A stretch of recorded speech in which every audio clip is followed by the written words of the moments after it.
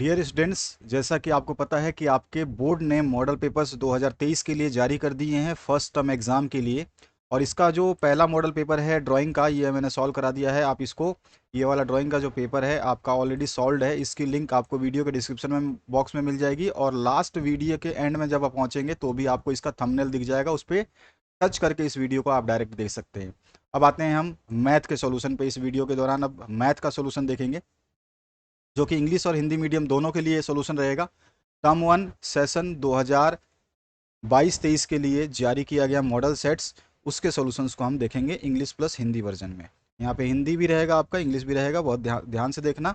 9th class का है, math subject है। और इसमें आपको जो सेक्शंस दिए गए हैं उसको देखिए, तो यहाँ पर आपको जो सेक्शंस मिलेंगे वो मिलेंगे आपको अ ब स द और ई। यानी कि अगर इंग्लिश की बात करें तो इंग्लिश में आपका ये सेक्शन जो हो जाएगा, ये हो जाएगा आपका ABCDE। तो ABCDE सारे सेक्शंस के सॉल्यूशंस हम करेंगे, ठीक है, जिसमें MCQs भी हैं और आपके सब्जेक्टिव टाइप क्वेश्चंस भी है। सबसे पहले क्वेश्चन से स्टार्ट करते हैं, खंड ए से। खंड ए में आपसे बोल रहा है कि आपका जो प्रत्येक प्रश्न है वो 1 अंक का रहेगा, MCQ टाइप रहेगा, ठीक है। तो हमें इसमें से ऑप्शंस को सेलेक्ट करना है।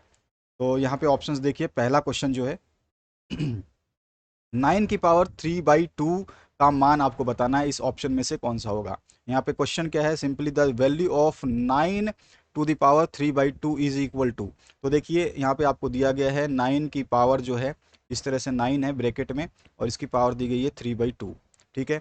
आप इस 9 को जो है यूँ लिख सकते हैं 3 × 3, 3 × 3 9 हो जाएगा, ये ब्रैकेट में आ गया, 9 की जगह ये लिख दिया, और इसकी पावर है 3/2। अब इसको हम 3 × 3 को हम लिख सकते हैं 3 स्क्वायर, और इसका फिर से पावर क्या दिया गया है 3/2, तो यहाँ पे हमने लिखा 3/2।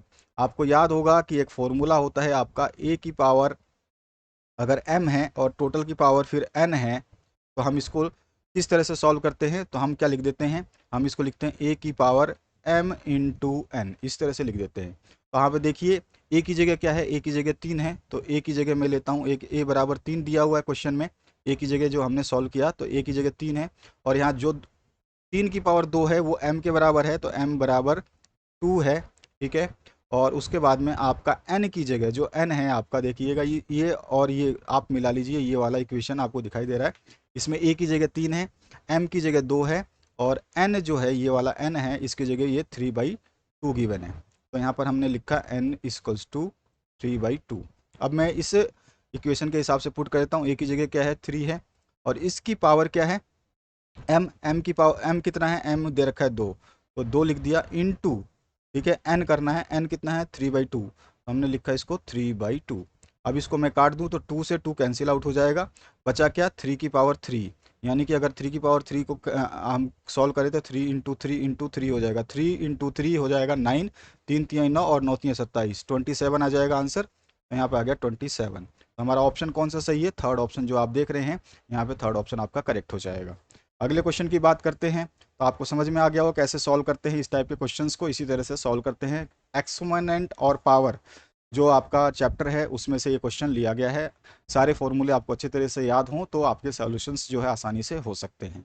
आते हैं हम दूसरे क्वेश्चन की तरफ।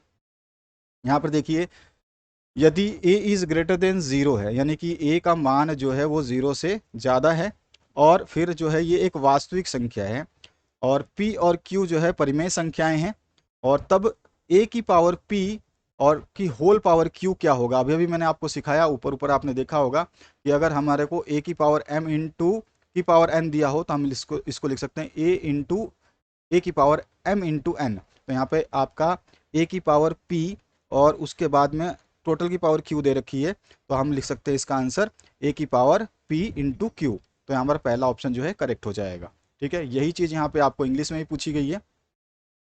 If a is greater than 0, be a real number and p and q are rational numbers, then a to the power p to whole to the power q is equals to. तो हमारा answer आ जाएगा first वाला, a की power p into Q. मैंने अभी भी बताया a की पावर अगर m हो और इसकी पावर n हो तो हम इसको लिखते हैं a की power m into n। m into n को हम क्या लिख सकते हैं, a की पावर mn, इस तरह से लिख सकते हैं। तो ये आ गया a की पावर जो है pq। तो इसी तरह से हमारा ये सॉल्यूशन इसका हो जाएगा। आते हैं नेक्स्ट क्वेश्चन की तरफ।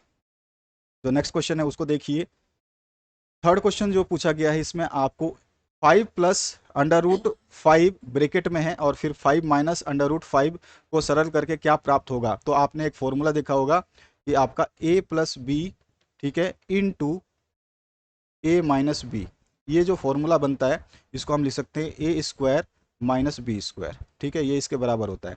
और ये ऐसा ही फॉर्मूला आपको देखने को मिल रहा है बिल्कुल सेम, ए की जगह 5 है और बी की जगह अंडर रूट 5 है दोनों तरफ। तो हमें क्या करना है, ए की जगह ले लेना है ए की वैल्यू को, माइनस बी की जगह बी की वैल्यू को लेकर के लिख देना है। तो हमारे पास कोई भी एक वैल्यू उठा लें, हम इसी को उठा लेते हैं, ठीक है। तो यहाँ पे दिया गया ए की जगह क्या दिया गया है, ए की जगह आपको 5 है तो 5 का स्क्वायर हो गया, माइनस में बी की जगह क्या है, अंडर रूट 5 है, ठीक है, अंडर रूट 5 का फिर हम स्क्वायर कर लेंगे, ठीक है। यही है, ए की जगह हमने ए का स्क्वायर किया और फिर बी का किया, ये ए है और आपका एक ये बी है। और माइनस का साइन था ही फॉर्मूले में, ये रहा फॉर्मूला हमने लिखा, ए स्क्वायर माइनस बी स्क्वायर का फॉर्मूला होता है ए प्लस बी इंटू ए माइनस बी, और यही हमें ए प्लस बी और ए माइनस बी वाला दिया हुआ है ऊपर क्वेश्चन में। ये पूरा का पूरा ए माइनस बी और ए प्लस बी वाला फॉर्मूला दिया हुआ है। इसका शॉर्ट फॉर्मूला जो होता है ए स्क्वायर माइनस बी स्क्वायर, ए की जगह हमने 5 रखा और बी की जगह अंडर रूट 5 रखा। अब इसको सॉल्व कर लेते हैं, तो 5 का स्क्वायर हो जाता है 25, तो यहाँ पे लिख दिया हमने इसका 25, इसका सॉल्यूशन 25 आया। और इसका अंडर रूट जब स्क्वायर करेंगे तो अंडर रूट हो जाएगा, माइनस का साइन पहले से है तो 5 का 5 आ जाएगा, यानी कि 25 में से 5 गया 20। तो हमारा 20 आंसर जो है वहाँ कहाँ पे आ रहा है, सेकंड ऑप्शन जो करेक्ट हो जाएगा, यहाँ पे सेकंड वाला ऑप्शन करेक्ट हो जाएगा। Simplest value obtained by solving this, यही हमें निकालना था और यही मैंने आपको समझाया, ठीक है। आते हैं नेक्स्ट क्वेश्चन की तरफ। आपको फॉर्मूला ध्यान रखना है कि ये जो देखो यहाँ पे ये ए है और ये बी है, फिर ये ए है और ये बी है। तो यहाँ पे ए प्लस बी का फॉर्मूला बना और यहाँ पे ए माइनस बी का फॉर्मूला बना, और ए प्लस बी और ए माइनस बी को हम लिखते हैं ए स्क्वायर माइनस बी स्क्वायर, ठीक है। यही फॉर्मूला हमने यहाँ पे लिखा है। इसी फॉर्मूले में हमने 5 डाला, ए की जगह 5 है और बी की जगह आपका अंडर रूट 5 है, तो ए की जगह और बी की जगह वैल्यू डाली और ये हमने सॉल्व किया तो हमारे पास 20 आ गया। अब आते हैं नेक्स्ट क्वेश्चन पे। प्रैक्टिस करते रहिएगा अन्यथा इससे आपको परेशानी हो सकती है। नेक्स्ट जो क्वेश्चन है उसको देखते हैं। इसमें क्या पूछा गया है, मूल बिंदु के निर्देशांक है। निर्देशांक वाले बहुत सारे क्वेश्चन है इसमें, हम उनको सभी को सॉल्व करेंगे। मूल बिंदु यानी कि आपका जो कोऑर्डिनेट्स है ऑफ ओरिजिन, ओरिजिन के कोऑर्डिनेट्स जो हमारा जो ये होता है एक्स एक्सिस, और फिर हम लिखते हैं जो दूसरी लाइन खींचते हैं वो होता है हमारा वाई एक्सिस। तो यहाँ पर जो है ये वाई एक्सिस होता है, ये एक्सिस होता है, और इसका मूल बिंदु जहाँ पे दोनों क्रॉस करते हैं ये होता है, और यहाँ पर दोनों ही 0 0 होते हैं। वाई एक्स का मान भी 0 होता है और वाई का मान भी 0 होता है, यानी कि 0 0 जो है इसके कोऑर्डिनेट्स आ गए। तो यहाँ पे ऑप्शन कौन सा हमारा 0 0, थर्ड ऑप्शन करेक्ट है। तो हमारा जो थर्ड ऑप्शन करेक्ट हो जाएगा। हमेशा जो कोऑर्डिनेट्स होंगे ओरिजिन के वो हमेशा के हमेशा, ये बोर्ड में हर बार मैक्सिमम बार जो है पूरे हिंदुस्तान में मैक्सिमम बोर्ड में पूछा जाता है क्वेश्चन, ठीक है। मूल बिंदु के निर्देशांक हमेशा 0,0 होते हैं। इसके बाद आते हैं नेक्स्ट क्वेश्चन की तरफ। नेक्स्ट जो क्वेश्चन है इसमें आपको बहुपद x इक्वल्स टू जो पोलिनोमियल है p x equals to x minus 5 का शून्यांक आपको बताना है। देखिए शून्यांक बताने का मतलब सिंपल सा है कि आपको x माइनस 5 इक्वल्स टू 0 कर लेना है, ठीक है। अब यहाँ से x की वैल्यू निकालते हैं तो x बराबर क्या हो जाएगा, ये माइनस का 5 है, अगर हम इसको ब्रैकेट के इक्वल्स टू साइन के उधर ले जाते हैं तो साइन चेंज हो जाता है, माइनस का है तो इधर आके प्लस का हो जाएगा, तो यानी कि x इक्वल्स टू 5 आ गया, तो हमारा सेकंड ऑप्शन करेक्ट हो जाएगा। लेकिन यहाँ पर थोड़ा सा आपको एक कन्फ्यूजन मिलेगा कि आपका जो इंग्लिश में है जीरो ऑफ पोलिनोमियल, यहाँ पे x प्लस 5 है, यहाँ पे x माइनस 5 है, ध्यान देना, और यहाँ पे आपका x प्लस 5 है। तो x प्लस 5 के हिसाब से हम इसको सॉल्व करते हैं। अगर मान लीजिए कोई बच्चा बोले कि सर x माइनस 5 का तो कर दिया आपने, x प्लस 5 का कैसे होगा, तो सेम है, x प्लस 5 बराबर 0 के इक्वल्स 2 कर देंगे जब 0 फाइंड आउट करना होगा, तो x बराबर क्या हो जाएगा, ये प्लस का 5 इधर है तो उधर जाके क्या हो जाएगा माइनस का 5, यानी कि हमारा शून्यांक क्या आ गया -5। तो यहाँ पे आंसर है -5, तो यहाँ पे फर्स्ट ऑप्शन इसमें करेक्ट होगा, क्योंकि यहाँ पे क्वेश्चन चेंज है इसीलिए ऑप्शन भी चेंज हो रहा है। अगला क्वेश्चन की बात करते हैं। यहाँ पे देखिए बिंदु दिया गया है -1 और -5, ठीक है, किस चतुर्थांश में स्थित है। जब इस तरह से ब्रैकेट में कोई बिंदु दी जाती है तो बिंदु पहला वाला x का मान होता है, दूसरा वाला बिंदु y का मान होता है, ठीक है। तो इसमें x जो है ये वाला है, ये आपका x है, और ये 5 जो है ये आपका y है, ठीक है। इस तरह से x और y लिखा जाता है ब्रैकेट के अंदर। अब ये पूछ रहा है कौन से कोऑर्डिनेट में है, नीचे इसका इंग्लिश वर्जन है कि किस क्वाड्रेंट में ये लाई करता है। अब क्वाड्रेंट हमें कैसे पता होगा, आपको अच्छी तरह से पता है क्वाड्रेंट क्या होता है। तो क्वाड्रेंट की बात करें तो हमने एक्स और वाई एक्सिस अभी भी बना के देखा था कि एक्स और वाई एक्सिस जैसे मैंने बनाया ये रहा, ठीक है। यहाँ पर आपका ये तो 0 0 होता ही है। अब मैंने आपको पहले बता देता हूँ यहाँ पर जो है x कोमा वाई होता है यहाँ पर, ठीक है। इसमें भी x कोमा वाई होता है, सभी में x कोमा वाई होता है, ठीक है। इसमें आपको घबराने की ज़रूरत नहीं है, सभी जगह x और y होगा ही होगा, लेकिन प्लस का होगा माइनस का होगा, ये इसमें थोड़ा सा जानने वाली चीज़ है जो आपको बताया होगा। देखिए पहला क्वाड्रेंट इसको बोलते हैं, इसको हम बोलते हैं फर्स्ट क्वाड्रेंट, इसको बोलते हैं सेकंड, इसको बोलते हैं हम थर्ड, और इसको बोलते हैं हम फोर्थ, चौथा, ठीक है। तो पहले क्वाड्रेंट में जो आपका x होता है वो पॉजिटिव होता है, कोमा y भी पॉजिटिव होता है, यानी दोनों ही प्लस प्लस होंगे, ठीक है। आपका देखिए इसमें एक माइनस का है, एक प्लस का है। यहाँ पर जो दूसरा आपका क्वाड्रेंट होता है, इसमें क्या होता है, आपका x जो है ये माइनस का होता है और y जो है ये आपका प्लस का होता है, ठीक है। अब यहाँ पे आ जाइए नीचे की तरफ, थर्ड क्वाड्रेंट में, थर्ड क्वाड्रेंट में जो है आपका x भी माइनस का होता है, कोमा y भी माइनस का होता है।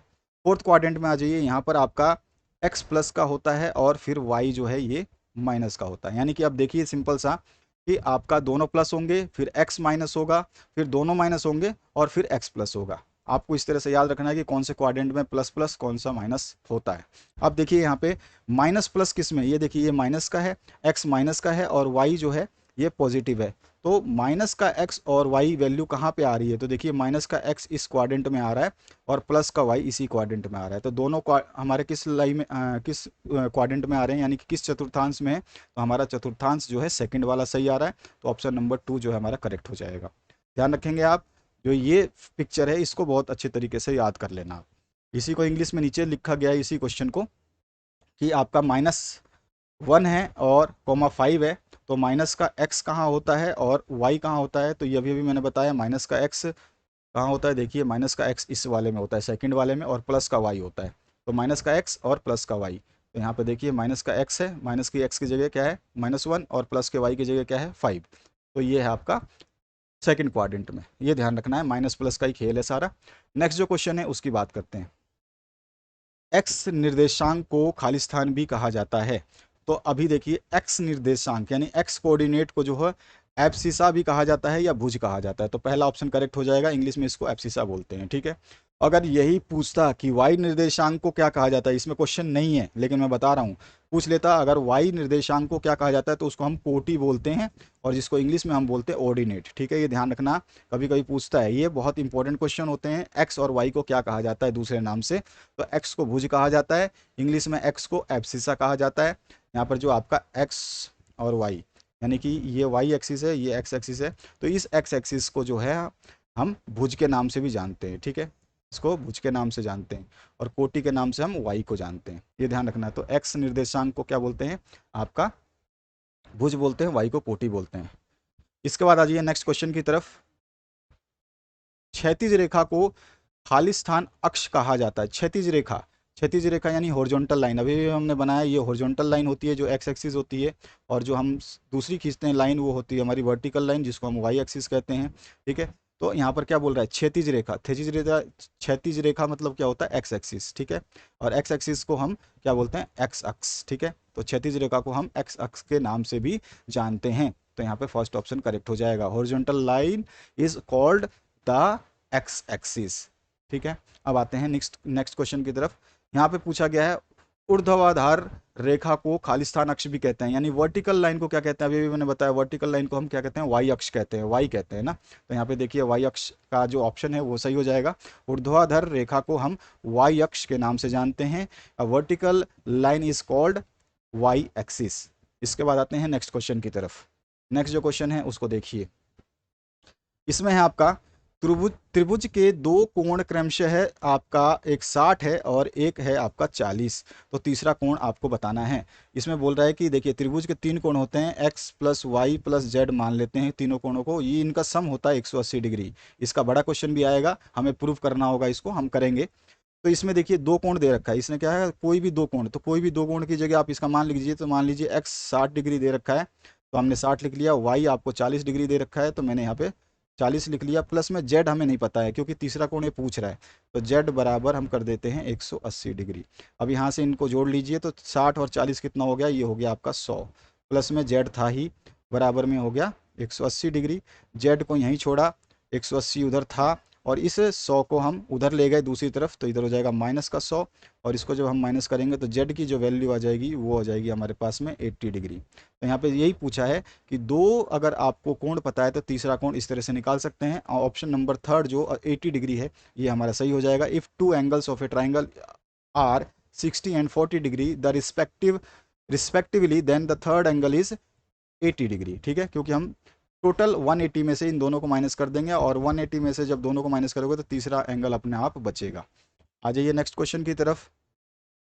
यहाँ पे दिया गया है यदि दो रेखाएं परस्पर प्रतिच्छेद करे तो शीर्षा विमुख होता है। ठीक है, यहाँ पे शीर्षा त्रिभुज लिखा है ना, कोण नहीं होगा, ये शीर्षा विमुख कोण बोलते हैं इसको। ठीक है, तो यहाँ पर जो है आपसे पूछा क्या है, वर्टिकल अपोजिट एंगल्स बोलते हैं शीर्षा विमुख कोण को। ठीक है, यहाँ पे मिसप्रिंट है, स्पेलिंग मिस्टेक है। तो वर्टिकल या अपोजिट एंगल जो है वो कैसे होंगे, जब लाइंस जो है इंटरसेक्ट ईच अदर। तो देखिए इस तरह का जब लाइन आपको इंटरसेक्ट करे तो इसका अगर ये एक इधर कोण है और ये कोण है अलग, ठीक है, इस तरह से, तो शीर्षाभिमुख आमने सामने कोण होते हैं। यानी कि अगर मैं बोलूं अगर ये एंगल 1 है, ठीक है, ये एंगल आपका दूसरा वाला 2 है, ये दोनों बराबर होंगे। ठीक है, शीर्षाभिमुख आमने सामने कोण बराबर होंगे। अगर ये एंगल आपका 3 है तो ये 3 एंगल जो है इसके बराबर होगा, उसके सामने वाले 4th नंबर कोण के। तो यही शीर्षाभिमुख क्या कोण होगा, समान होते हैं। तो यहाँ पे आपका समान हो जाएगा, यानी कि ये क्या हो जाएंगे, इक्वल हो जाएंगे। ठीक है, आगे बढ़ते हैं नेक्स्ट क्वेश्चन की तरफ। यहाँ पे देखिए इसमें ऑप्शंस नहीं दिया गया है, यहाँ पे आर इक्वल हो जाएगा। ठीक है, अब आते हैं नेक्स्ट क्वेश्चन की तरफ।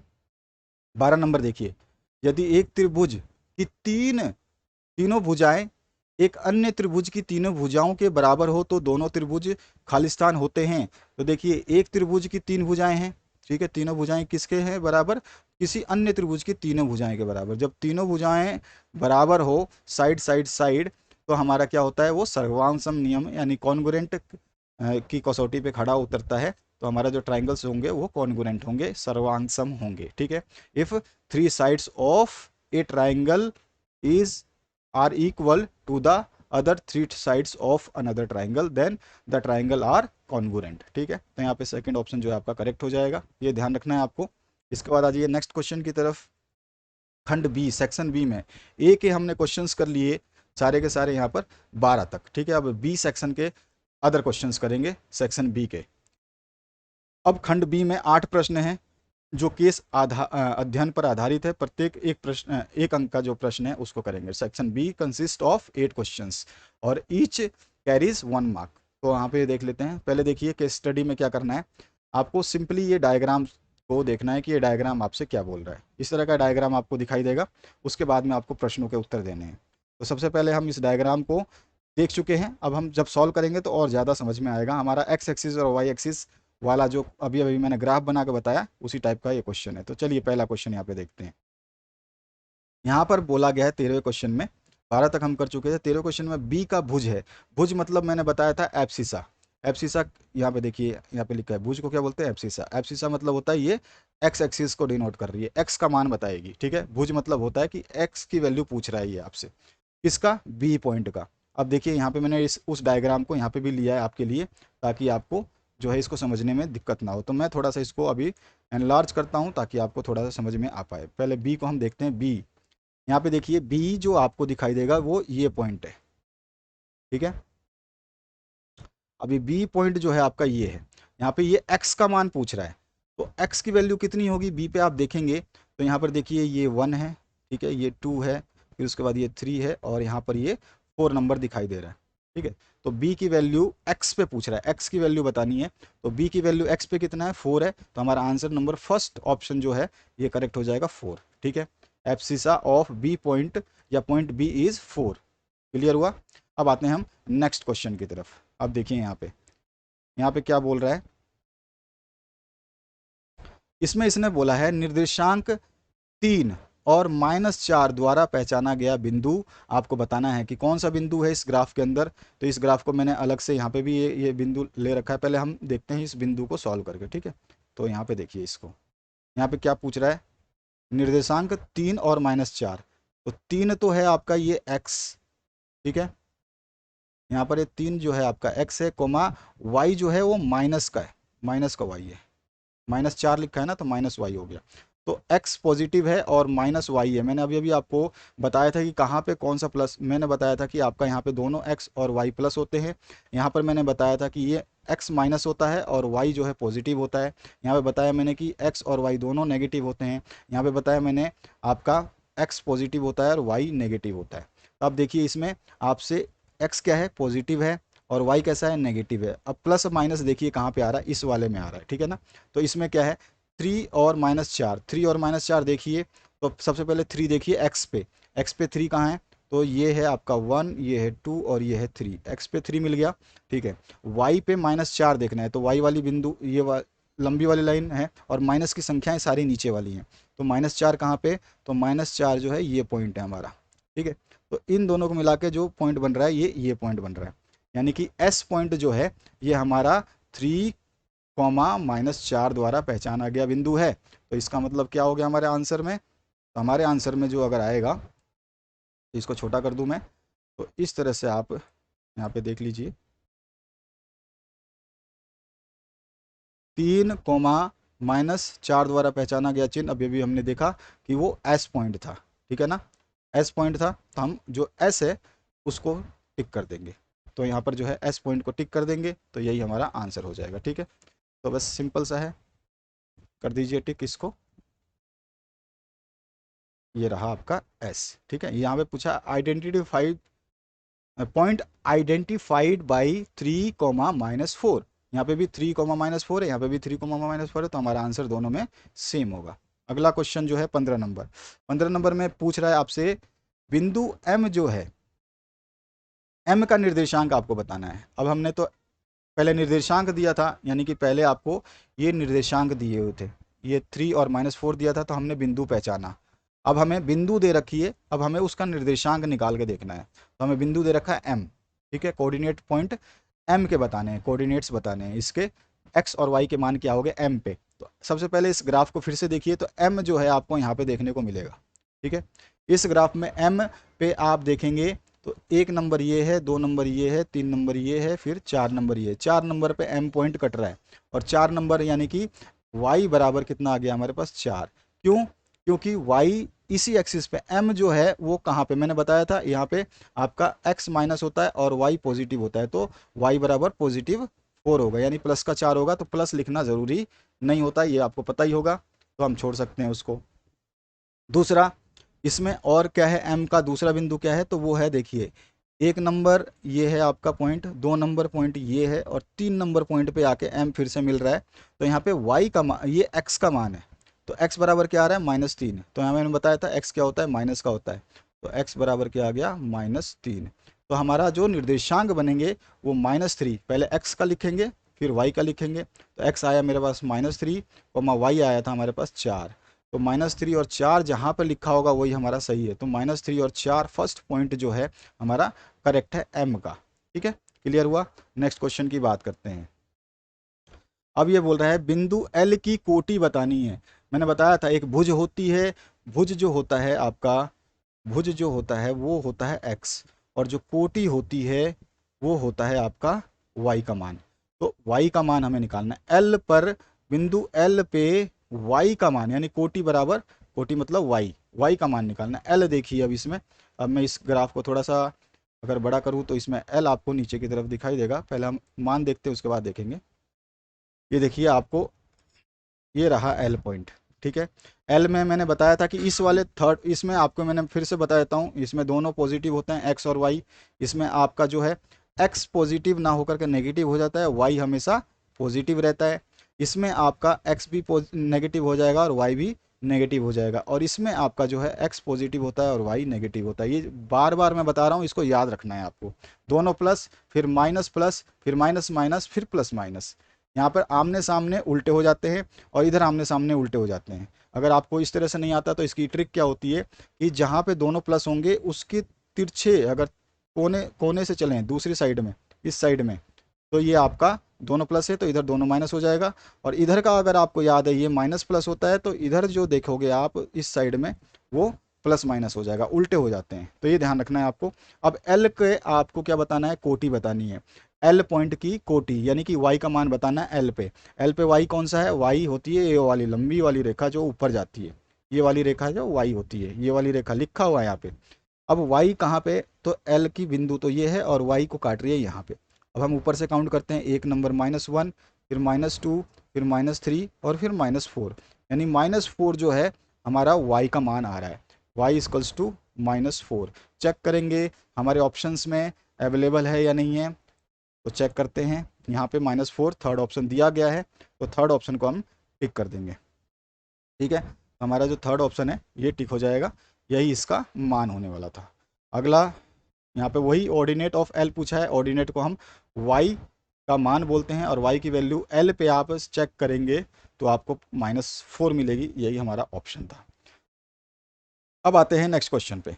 नेक्स्ट क्वेश्चन जो है इसमें क्या है, दिया गया बहुपद है जिसमें आपको 2 - x square plus x cube, निम्न प्रश्नों के उत्तर देने हैं। अब देखिए क्या है, इस समीकरण को देखने के बाद में आपको, इस बहुपद को देखने के बाद में 17 नंबर क्वेश्चन बताना है। इसमें पूछा है एक्स स्क्वायर का गुणनांक, यानी कि एक्स स्क्वायर का कॉफिशिएंट पूछा गया है आपसे। कॉफिशिएंट जो एक्स स्क्वायर के साथ लगा हुआ है, एक्स स्क्वायर के साथ क्या मल्टीप्लाई है, तो एक्स स्क्वायर के साथ में -1 मल्टीप्लाई है, तभी ये -x स्क्वायर लिखा गया है वहाँ पे। ठीक है ना, तो आपको समझ में आ गया होगा, -x स्क्वायर है। और -x स्क्वायर कैसे बना होगा, तो इसके साथ -1 जो है मल्टीप्लाई जरूर हुआ होगा, तभी एक्स स्क्वायर बना होगा। तो यहाँ पर जब कुछ भी नहीं दिया होता है तो उसके साथ 1 होता है, यहाँ पे एक्स क्यूब के साथ कुछ नहीं है तो यहाँ पे 1 है, लेकिन 1 कैसा है, पॉजिटिव है, क्योंकि यहाँ प्लस का साइन है तो इसीलिए 1 पॉजिटिव है। यहाँ माइनस का साइन है तो इसीलिए जो एक्स स्क्वायर है वो माइनस का है, यानी कि माइनस का 1 के साथ मल्टीप्लाई है। ये 2 जो है ये पॉजिटिव है, तो इस तरह से हमें एक्स स्क्वायर का गुणनांक निकालना है, यानी कोफिशिएंट ऑफ एक्स स्क्वायर निकालना है, बताना है, सिंपल टिक करना है। तो हमारे पास क्या आ रहा है, एक्स स्क्वायर के साथ क्या देखा मैंने कि -1 लगा होगा, तभी जाके ये -x स्क्वायर लिख सकते हैं। डायरेक्ट किसी मतलब एक्स स्क्वायर लिखा है तो उसके आगे माइनस लिखा है तो ये डायरेक्ट माइनस नहीं दे सकते, इसके साथ एक था गुणा, जब ये -x स्क्वायर हुआ, तो ये थोड़ा ध्यान रखना है आपको, और भी चीज़ें समझ में आ जाएंगी आपको। तो यहाँ पर जो आंसर है एक्स स्क्वायर का क्या आ जाएगा, थर्ड ऑप्शन -1। यहाँ पर यही पूछा गया, एक्स स्क्वायर का जो कॉफिशिएंट है वो -1, थर्ड ऑप्शन जो है आपका करेक्ट हो जाएगा। अगले क्वेश्चन की बात करते हैं। बहुपद जो है 2 - x square plus x cube की घात लिखनी है। जब घात की बात करें, यानी कि पावर की बात करें, डिग्री की बात करें, तो डिग्री जो होती है वो आपकी होती है सबसे बड़ी डिग्री, यानी कि सबसे ज़्यादा पावर जो होती है। ठीक है, पावर बोलते हैं इंग्लिश में, या फिर इसको हम घात बोलते हैं। तो जो भी इसमें सबसे बड़ी पावर है वो क्या है, देखिए 2 की पावर है ही नहीं, x की पावर 2 है और x की पावर 3 है, तो सबसे बड़ी पावर 3 है, तो हमारा आंसर जो है फर्स्ट वाला ऑप्शन करेक्ट हो जाएगा। ठीक है, तो हमारा जो सबसे बड़ी घात है वही लिखना होता है जब किसी भी समीकरण का, किसी भी इक्वेशन की घात पूछे या पावर पूछे तो, या डिग्री पूछे तो पावर लिख देना है, पावर जो भी होगी सबसे बड़ी वही पावर। इसके बाद आज ये दिया गया बहुपद कैसा है, तो अभी देखिए सबसे बड़ी घात हमने देखी, इस बहुपद में जो है डिग्री कैसी दे रखी है, 3 की डिग्री है, यानी कि क्यूबिकल है, त्रिघाती है, तो हम इसको लिख सकते हैं त्रिघाती। ठीक है, रैखिक होगा तो उसमें द्विघात में तो स्क्वायर होगा, और 3 घात में त्रिघाती बोलते हैं उसको। तो यहाँ पे आप देख रहे हैं बहुपद में एक्स क्यूब लगा हुआ है, तो ये त्रिघाती है, यहाँ पे इसको इंग्लिश में क्यूबिक बोलते हैं। तो यहाँ पर पॉलिनोमियल ऑफ विच टाइप, तो ये है आपका क्यूबिक। क्वाड्रेटिक जब होता है, जब उसमें केवल एक्स स्क्वायर होता है, उससे ज़्यादा नहीं होता। अब दिए गए, यहाँ पे ये मिसप्रिंट है, दिए गए बहुपद में p बराबर 0, p0 का मान बताना है आपको। तो यहाँ पर देखिए पहले बहुपद को चेक कर लेते हैं, क्या है आपका 2 - x square plus x cube, तो लिख लेते हैं पहले नीचे। हमारे को बहुपद दे रखा है 2 - x square plus x cube, तो यहाँ पे बोल रहा है P0, यानी कि ये जो पॉलिनोमियल है ये Px दे रखा है आपको। पॉलिनोमियल को हम ऐसे लिखते हैं, बुक में भी आपको ऐसा लिखा है, तो Px की वैल्यू दे रखी है ये वाली, तो हमें Px की जगह क्या रखना है, 0 रखना है। तो P0 की वैल्यू पूछ रहा है, तो अभी मैं जहाँ जहाँ x है वहाँ 0 रख दूंगा, तो 2 - 0 का स्क्वायर प्लस 0 का क्यूब। इसको सॉल्व करेंगे तो ये क्या आ जाएगा आपका, इसको सॉल्व करेंगे तो यहाँ पे आ जाएगा, ये 0 हो जाएगा, ये 0 हो जाएगा, सारा जीरो हो जाएगा, केवल 2 बचेगा। ठीक है, तो हमारे पास P0 की वैल्यू जो है 2 आ रही है, तो इसमें कहीं ऑप्शन में 2 नहीं है, -2 है, वो मिसप्रिंट है, तो यहाँ पे -2 ना होकर के +2 होगा। ठीक है, ये मिसप्रिंट है, तो ये आंसर हमारा सही होता, अन्यथा इसका आंसर 2 होगा। ठीक है, तो यहाँ पे आंसर नहीं है, तो इसीलिए मैं 2 अलग से लिख देता हूँ। क्लियर हुआ आपको? नेक्स्ट क्वेश्चन की बात करते हैं। खंड सेक्शन सी की बात करते हैं। दो दो अंकों के प्रश्न आ गए हैं। सबसे पहला क्वेश्चन 21 नंबर, इसमें है आपका 1 में √5 प्लस में √2 के हर का परिमयकरण करना है, यानी रैशनलाइज करना है डिनोमिनेटर को। तो जब भी डिनोमिनेटर को रैशनलाइज करने का यानी परिमयकरण करने का बोलता है, तो जो भी नीचे डिनोमिनेटर यानी हर जो दिया गया है, इसके अपोजिट साइन से इसको मल्टीप्लाई कर देते हैं। तो दिए गए प्रश्न में हमारे को इन द गिवन क्वेश्चन क्या है, 1 में √5 प्लस में √2, ये हमारे को क्वेश्चन दिया हुआ है, तो हमने यहाँ पे लिख लिया इसका सॉल्यूशन में। ठीक है, कि क्वेश्चन दिए गए प्रश्न में जो है 1 में √5 प्लस √2 है। ठीक है, अब हम क्या करेंगे, अब ऑन रैशनलाइजिंग द नंबर, यानी कि हर का परिमयकरण करने पर, ये जो हिंदी में लिखा है वो हिंदी स्टूडेंट्स, हिंदी मीडियम के स्टूडेंट्स लिखेंगे, और जो इंग्लिश में लिखा है वो इंग्लिश मीडियम के स्टूडेंट्स लिखेंगे। जहाँ पर जो चीज़ लिखी गई है उस तरह से लिखोगे तो आपको पूरे नंबर मिलते हैं, और इसी तरह से सॉल्यूशन किया जाता है। हम इसको रैशनलाइज करें, कहीं कहीं अगर आपको लिखने में दिक्कत आती है तो आप डायरेक्ट ये पूरा क्वेश्चन सॉल्व कर सकते हैं। रैशनलाइज अगर एग्जामिनर चाहेगा तो आधा नंबर काट सकता है नहीं लिखने का, अदरवाइज नंबर बहुत ही मुश्किल से काटे जाते हैं। तो आपको ये पूरा का पूरा इक्वेशन, जो ये वाली इक्वेशन है, इसी को लिखना है और इसके साथ में गुणा करना है। इसी के ये प्लस का साइन है तो इसका माइनस साइन ले लेंगे, यहाँ पे देखिए माइनस साइन है, यहाँ पे भी माइनस साइन है, उसी से गुणा कर देंगे, उसी से डिवाइड कर देंगे।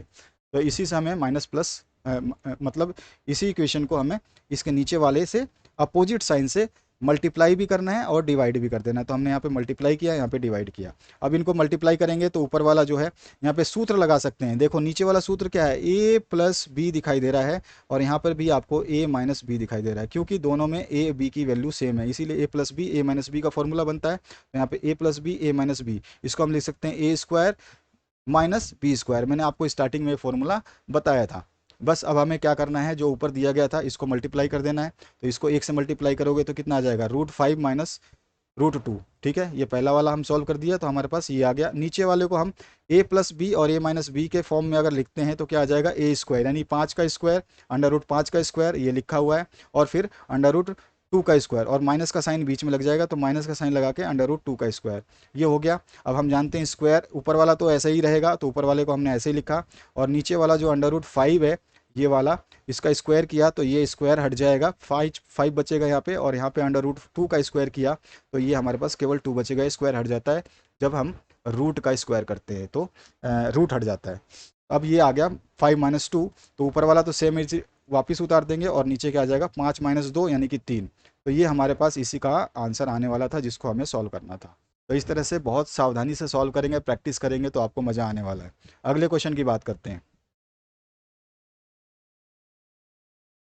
इसमें बोल रहा है उपयुक्त सर्वसमीका का प्रयोग करके x+8 दिया हुआ है, और फिर आपको दिया गया है x-10 का गुणनफल आपको ज्ञात करना है बाय यूजिंग सुटेबल आइडेंटिटी, यानी कि फॉर्मूला आपको यूज करना है एक, और जो है फाइंड करना है प्रोडक्ट ऑफ x+8 और x-10 का। तो यहाँ पे देखिए इसको बहुत ही सिंपल सा है, ये यहाँ पे आप देखेंगे x+8 है। ठीक है, यानी कि मैं लिख सकता हूँ इसको x+a, और इसको लिख सकता हूँ मैं x+b। ठीक है, इस तरह से ये हम फॉर्मूला यूज़ कर सकते हैं। तो देखिए हम जानते हैं कि x+a इंटू x+b, क्योंकि ये हमारे को क्वेश्चन में दिया गया है, बस साइन कोई चेंज है, साइन हम बाद में चेंज कर लेंगे। तो हमारे पास क्या है, इसको जब हम x+a इंटू x+b करते हैं तो हमारे पास आता है फॉर्मूला x² प्लस में a+b इंटू x टोटल, फिर उसके बाद में ab। तो हमें क्या करना है, एक्सप्रेशन में क्या दे रखा है, तो देखिए अगर ध्यान से देखेंगे तो a की जगह है 8 आपको, ठीक है, और b की जगह दे रखा है आपको -10। तो यहाँ पे देखिए a की जगह हमने ले लिया 8, अभी a की जगह हमने ले लिया 8, और b की जगह हमने ले लिया -10। अब हमें क्या है, इसी फॉर्मूले में जो है बस हमें इसको रख देना है। तो a+b जो है a+b, ठीक है, और a इंटू बी वो रखना है। ठीक है, तो देखो x² तो x² है ही, उसको तो हमें छेड़ना नहीं है। a+b, तो a और b दोनों रखेंगे, तो a+b कितना आ जाएगा, तो a+b आ जाएगा आपका, a की जगह 8 रख रहे हैं, 8 है ना हमारे पास, तो a की जगह रखा, तो हमारे पास ए की जगह रखा 8 और बी की जगह हमने -10 रखा। इस फॉर्मूले को हम डालेंगे तो ये आ गया -2। ठीक है, अब इसके बाद में ए इंटू बी, यानी ए कितना है 8 और बी कितना है -10, तो 8 इंटू -10, तो ये हो गया -80, फिर ये हो गया -2। ठीक है, हमारे पास ए प्लस बी की जगह क्या रख देंगे 2 -2, तो हमें इसको हम इसमें रख रहे हैं। देखिए यहाँ पर हमने क्या रखा, x+8 और x-10 बराबर क्या होगा, एक्स स्क्वायर का एक्स स्क्वायर फॉर्मूले में था, अभी अभी मैंने आपको ऊपर दिखाया था, यहाँ पे देख सकते हैं, ये रहा एक्स स्क्वायर।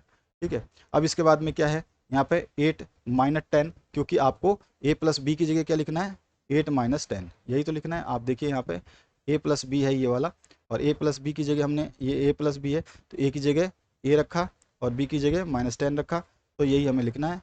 तो यहाँ पे हमने लिख दिया 8 - 10। फिर उसके बाद में इंटू एक्स है, तो इंटू एक्स देखिए फॉर्मूले में यहाँ पर इंटू एक्स है, तो उसको इंटू एक्स कर दिया। इसके बाद में आपका नेक्स्ट जो देखिए यहाँ पर प्लस में ए इंटू बी है, ए इंटू बी हमने निकाला हुआ है, ए इंटू बी की जगह हमने क्या लिखा, -8 इंटू, ये पूरा का पूरा ए इंटू बी क्या है 8 इंटू -10, तो 8 इंटू -10 लिख दिया ये वाला।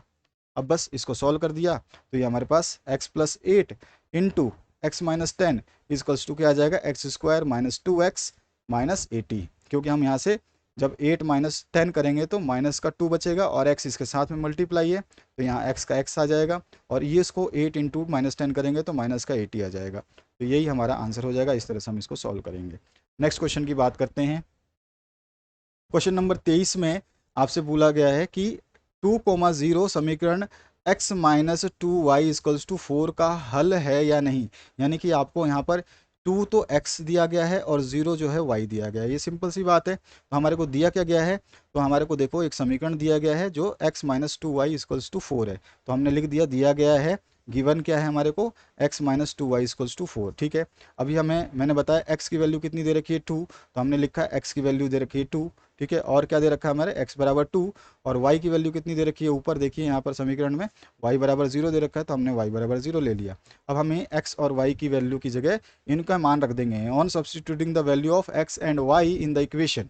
तो इस इक्वेशन में जो हम x और y की वैल्यू रख देंगे, समीकरण में x और y के मानों को रखने पर हम प्राप्त करते हैं। तो ये वाली इक्वेशन लिखा हमने यहाँ पर, ये इक्वेशन लिखी पूरी की पूरी, और x की जगह क्या रखना है 2, तो x की जगह 2 रखा, और y की जगह 0 रखना है, तो y के साथ में हमने y की जगह 0 रखा, माइनस का साइन है माइनस का साइन लगाया, और फिर 2 है तो 2 लगाया, फिर इंटू में y है, y की जगह 0 लगाया, और फिर हमने इसको मल्टीप्लाई किया, 2 - 0 बराबर 4 आ जाएगा।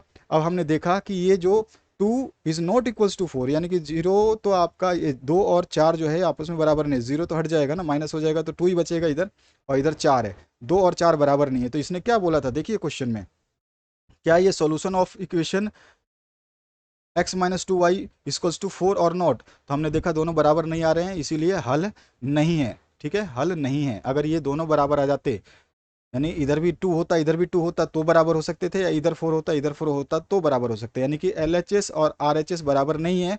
तो इसीलिए हम कहेंगे जो सर हमारे को कोऑर्डिनेट दे रखे हैं x और y के, यानी कि 2,0 is not the solution of the given equation x - 2y = 4। इस तरह से हम लास्ट में आंसर को लिख सकते हैं। हिंदी में लिख सकते हैं इसको इस प्रकार, 2,0 दिए गए समीकरण x - 2y = 4 का हल नहीं है। ठीक है, ये हमारा आंसर हो गया। आंसर तो यहाँ पे भी हो जाता है, लेकिन हम एक स्टेप लिख देते हैं तो उससे एक एग्जामिनर को बहुत ज़्यादा सेटिस्फेक्शन मिलती है। इसके बाद आ जाइए नेक्स्ट क्वेश्चन पे। आप चाहें जो बच्चे इंग्लिश मीडियम से हैं वो इंग्लिश वाले लैंग्वेज को उतारेंगे, और जो बच्चे हिंदी मीडियम से हैं वो हिंदी वाले लैंग्वेज को उतार लेंगे।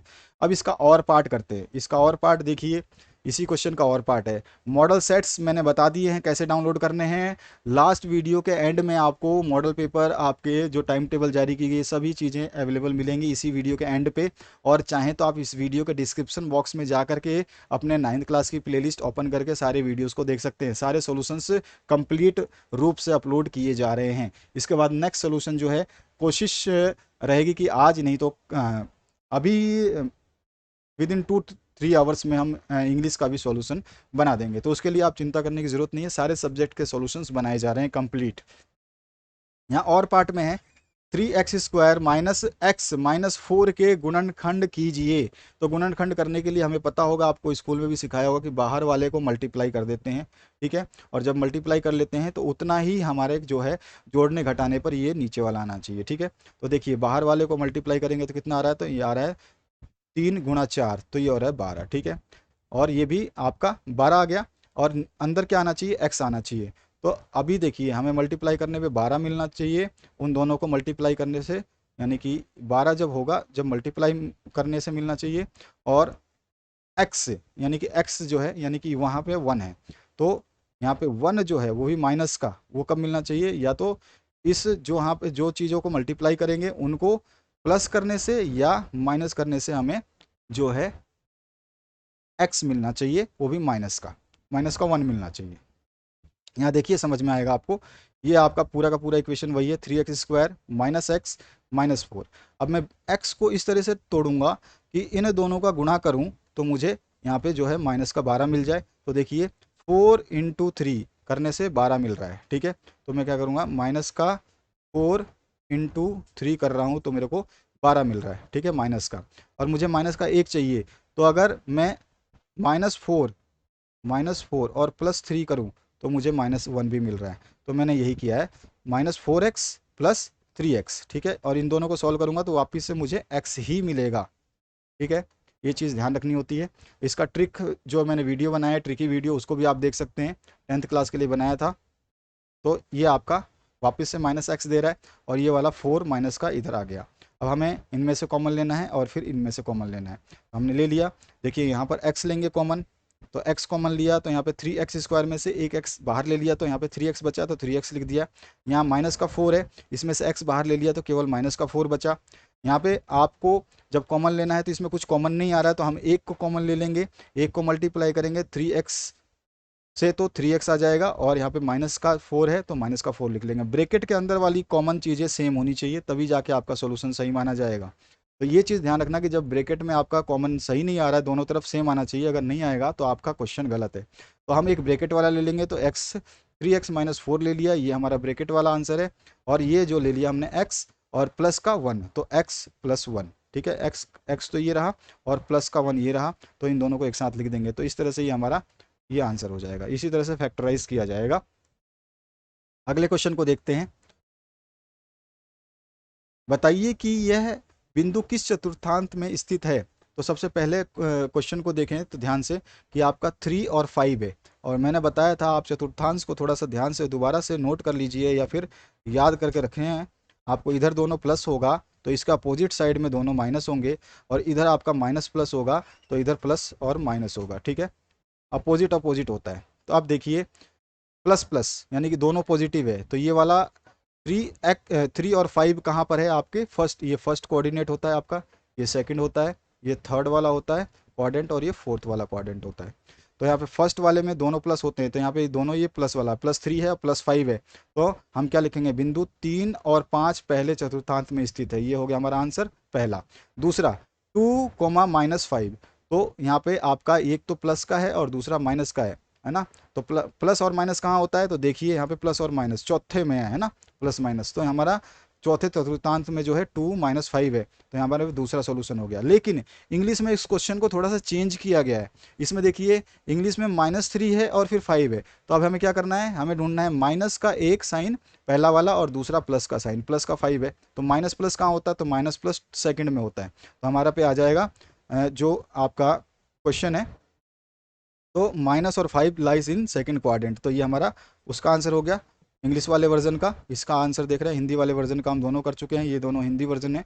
और इंग्लिश में केवल आपका डाटा थोड़ा सा चेंज किया गया है। देखिए यहाँ पे 2 और -5 है, यहाँ पे 2, 5 है। अब ये 2, 5 यानी दोनों पॉजिटिव है, दोनों पॉजिटिव है तो किस में आते हैं, दोनों पॉजिटिव फर्स्ट वाले में आते हैं, तो यानी प्रथम चतुर्थांश में या फर्स्ट क्वाड्रेंट बोल सकते हैं। तो 2, 5 lies in the first quadrant. तो ये हो गया इंग्लिश मीडियम का सोल्यूशन। यानी कि यहाँ पर क्वेश्चंस को केवल आपको प्रैक्टिस कराने की बात हुई है कि आप थोड़ा सा ध्यान रखें, बाकी ऐसा नहीं है, ठीक है। समझ में आ गया होगा। नेक्स्ट क्वेश्चन की बात करते हैं, इसके और पार्ट की। अथवा पार्ट हम सॉल्व करेंगे अब। अथवा पार्ट में देखिए सरल करना है आपको, 32 की पावर 2/5 है। इस क्वेश्चन को हमने पहले क्वेश्चन में सॉल्व किया था, कैसे सॉल्व किया था, तो देख लीजिए यहाँ पर वही चीज़ है। 32 की पावर आपको 2/5 5 दे रखी है, 2/5 दे रखी है, तो 32 को आप लिख सकते हैं, अगर ध्यान से देखेंगे तो 2 दूनी 4 दूनी 8 दूनी 16 दूनी 32, यानी 2 टू जा 4 टू जा क्या हो जाएगा 8, और 8 टू जा 16 और 2 जा 32, तो ये हमारा 32 आ रहा है, ठीक है ना। यानी कि दो कितनी बार लिखा मैंने, 2, 1 2 3 4 5 बार, यानी कि मैंने क्या करा 2 की पावर 5 लिख दिया, सही है ना। तो 2 की पावर 5 लिखा, ठीक है। तो 2 की पावर 5 लिखते ही 32 बन चुका है, 32 को मैंने ब्रैकेट में कर दिया। अब इसकी पावर कितनी दे रखी है, 2/5, तो यहाँ पे लिखा 2/5। याद आ गया। अभी अभी हमने सॉल्व किया था पहला क्वेश्चन, मैंने बताया था बाद में हम इसको डिस्कस करेंगे लंबे चौड़े इस। अब 2 की पावर 5, मैंने बताया था कि आपको अगर a की पावर m है और उसकी पावर n है तो a की पावर m इंटू n हो जाता है, ठीक है। तो a की जगह क्या है 2 है, तो a की जगह मैंने रखा 2, m की जगह क्या है, m की जगह 5 है, ठीक है, क्योंकि 2 की पावर 5 है, 2 की पावर 5 है, तो 2 की रखा पावर 5, इंटू में n की जगह क्या है, तो n की जगह पूरा का पूरा है, तो हमने रखा 2/5, 5 से 5 कैंसिल आउट, तो 2 की पावर 2 हो गई, यानी कि 4 आ गया। यही चीज़ यहाँ पे सॉल्व करके बताइए। 32 लिखा, फिर 32 को टुकड़े में किया तो 32 का टुकड़ा बना 2 की पावर 5, इसकी घात यानी कि इसकी पावर थी 2/5, और उसके बाद में हम नीचे आए तो यहाँ पर देखिए आपका आ गया 2 की पावर 5 इंटू, पॉइंट का मतलब होता है इंटू 2 टू द पावर 2/5, 5 से 5 कैंसिल आउट, तो बचा क्या 2 की पावर 2, और 2 दूनी 4 होता है, आप सभी को पता है, तो यही हमारा आंसर हो जाएगा, ठीक है। अब आते हैं नेक्स्ट क्वेश्चन की तरफ। अब यहाँ पर जो है खंड डी स्टार्ट, यानी सेक्शन डी पे पहुंच चुके हैं हम, फाइनली हम क्लोजिंग टू एंड हैं। तो चलिए अब देखते हैं। प्रश्न संख्या 25 से लेकर 28 तक पर प्रत्येक प्रश्न जो है 3 अंकों का है। 27 और 28 में आंतरिक छूट भी यानी कि ऑप्शनल भी मिलेंगे। हम सारे क्वेश्चन कर रहे हैं, एक भी छोड़ ही नहीं रहा हूं, ताकि एग्जाम में कोई भी क्वेश्चन आए आप कर सकते हैं, किसी टाइप का क्वेश्चन आए, अगर आप इस वीडियो को ध्यान से समझते हैं तो कोई क्वेश्चन आप छोड़ नहीं पाएंगे, आसानी से कर पाएंगे। चलिए ये देखिए 25 नंबर क्वेश्चन की बात करते हैं।